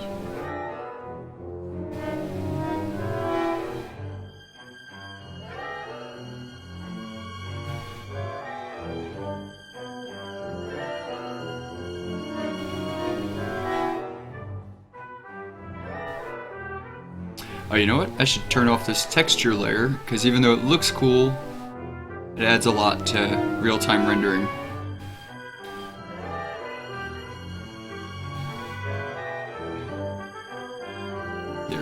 You can work a lot faster now.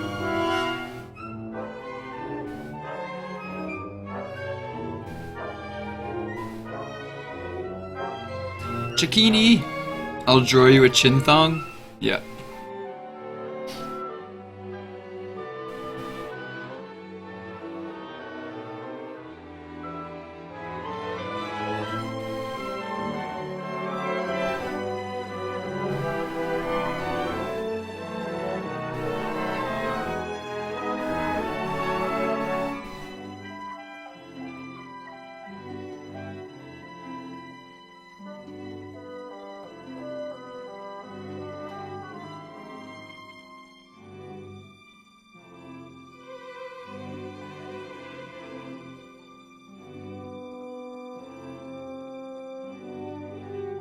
You missed it, Lindsay. Chowthor was on my stream before. While I was drawing, he was like climbing up onto my wacom, and he was like nuzzling me, and it, you know, clearly just stealing the show with powers that only a cat could have. It was pretty adorable.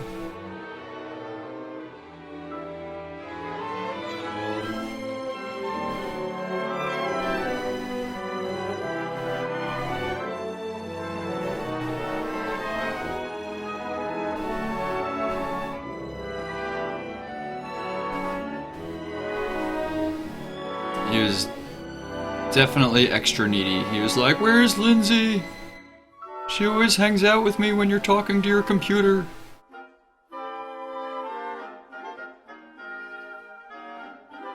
Seriously, like, if I'm streaming, he's like, he wants to hang out with you because he knows you'll pay attention to him while I'm streaming.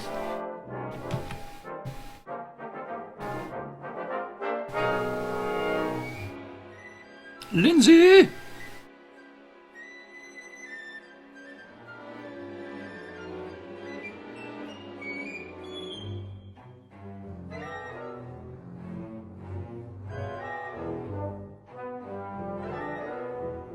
Oh, did we lose her? Is she gone?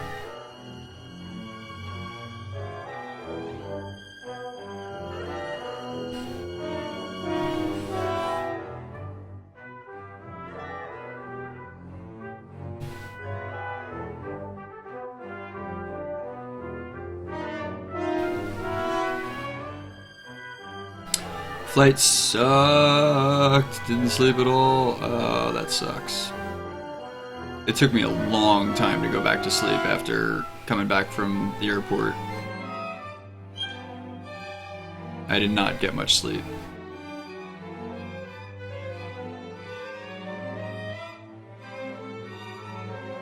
I'm so bad at, like, once I'm awake, I'm awake. Once I'm asleep, I'm asleep. Like, when I'm sleeping, it is impossible for me to wake up, and when I'm awake, it is impossible for me to go to sleep. I'm just, you know, whatever I'm doing it all the way.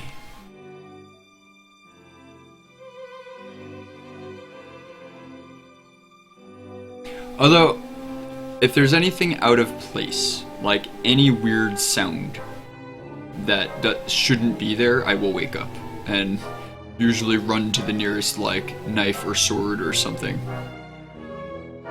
Or, like, jump up into, like, a kung fu, like, ready pose, you know? Well, I don't know kung fu, but, like, you know, an aikido fighting stance or something.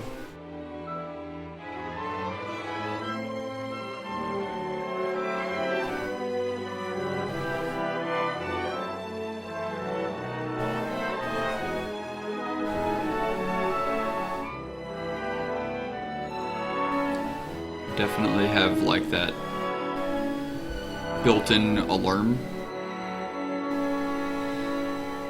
Airports in New York, totally screwed because of the storm. Yeah.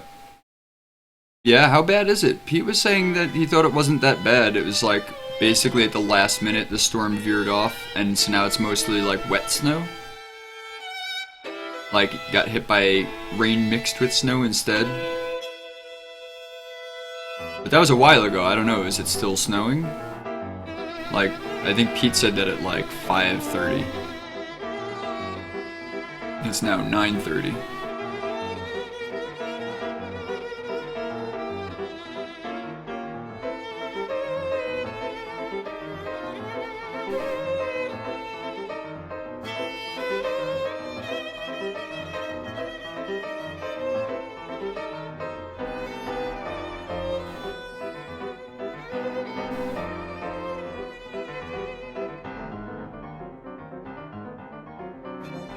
It's not that bad around there? Yeah. Yeah, well, Pete's in North Baldwin. So, he's right by you. Actually, Pete moved right between where my mom and my dad used to live. Like, my dad lived on Longfellow and Tennyson. My mom lived, like, on Carlton Place. So that street in between is Hart. And that's Pete recently bought a house on Hart.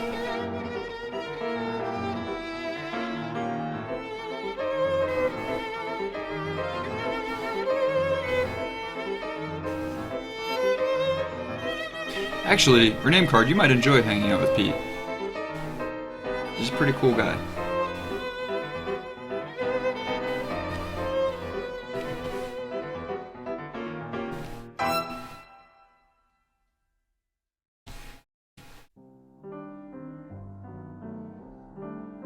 You might have even met him before. I mean, he's been Chris's cousin all along. That hasn't changed. 1, 2, 3, 4, 5, 6, 7, 8, 9. Alright, so give this roughly the same amount. 1, 2, say.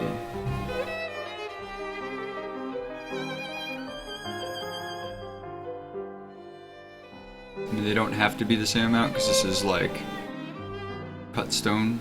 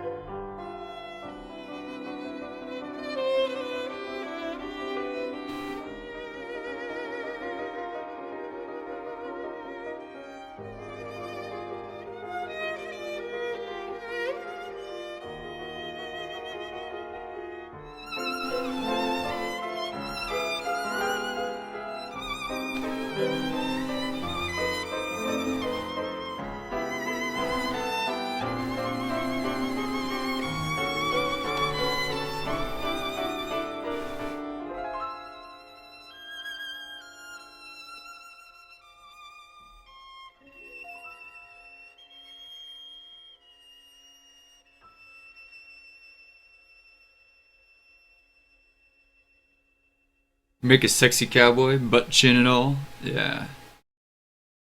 I mean, I feel like, right? Butt chins are kind of a quintessential, like, cowboy feature, right? Am I completely off there?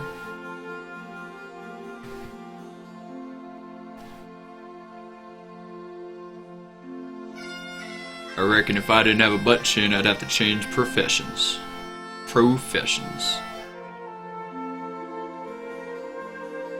From cowboying to...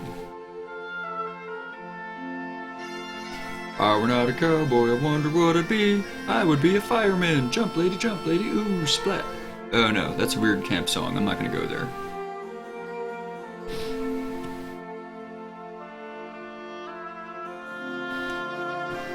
Hi day. Oh, I have my own emote. Pie versus cake. So, yeah, what do you get when you divide a jack-o'-lantern's circumference by its diameter?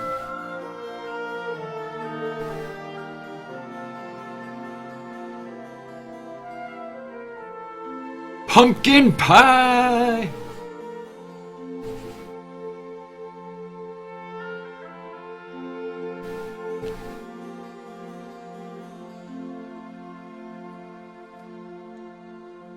It's okay, if you don't get it, I'll explain it to you. I'll draw you a little diagram.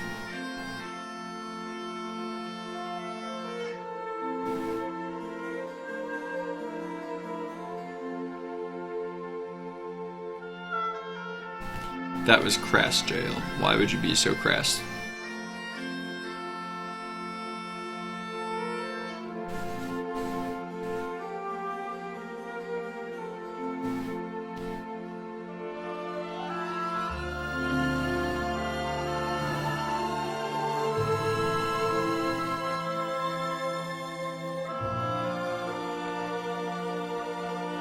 Dr. Pie? Dr. Jekyll and Mr. Pie.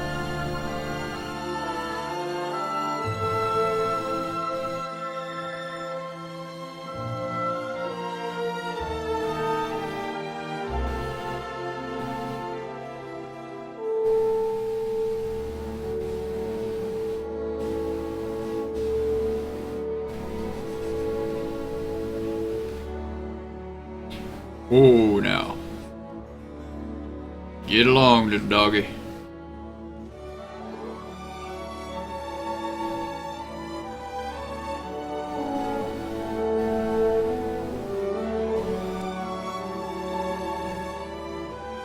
See, the first thing that happened, the first major change when I moved to Montana was I started wearing blue jeans.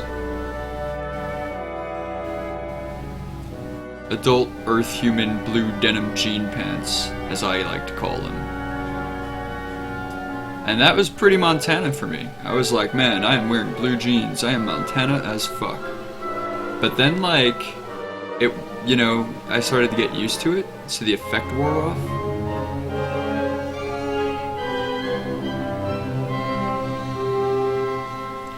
This is stage, like, 7. You don't even want to know what stage 25 is going to look like. I don't want to know.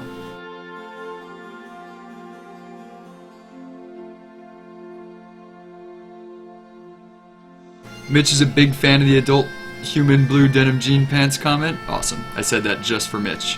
What did I wear before? Sarongs and bikinis and miniskirts. Occasionally cargo pants. Yeah, mostly military fatigues. And sarongs. I oscillated between military fatigues and sarongs because I felt like they balanced each other out well, in that they were both seemingly oppositional extremes. Now it's too damn cold to wear sarongs, so I just wear jeans.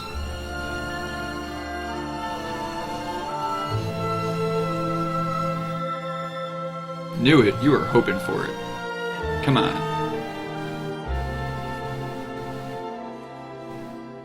Yeah, no, there's just something like, for me, like super practical about fatigues.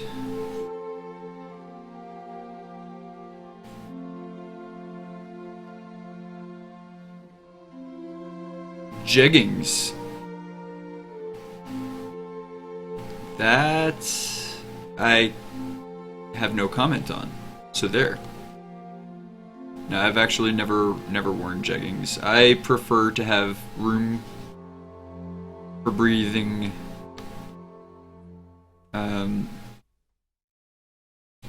Tight things just don't, you know. On my legs, it's like. Then, like, when I bend my knees, I feel it all tight in the back of my knees, and I'm like, ah. When I was all, like, high school goth, you know, I had a pair of, like, leather pants. Man, talk about suffering for fashion.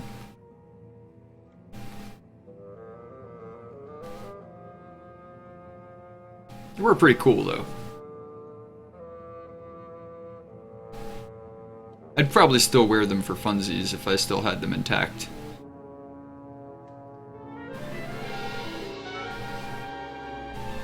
One too many nights out at the limelight.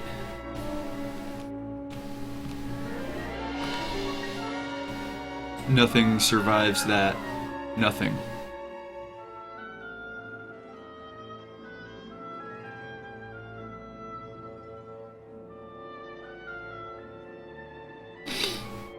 Sai the writer, save! You're right. Thank you, Sai. Break! I just took a break. I was very, very late. I like took my break that I probably should have taken like an hour ago, like, or maybe longer, like a half hour ago.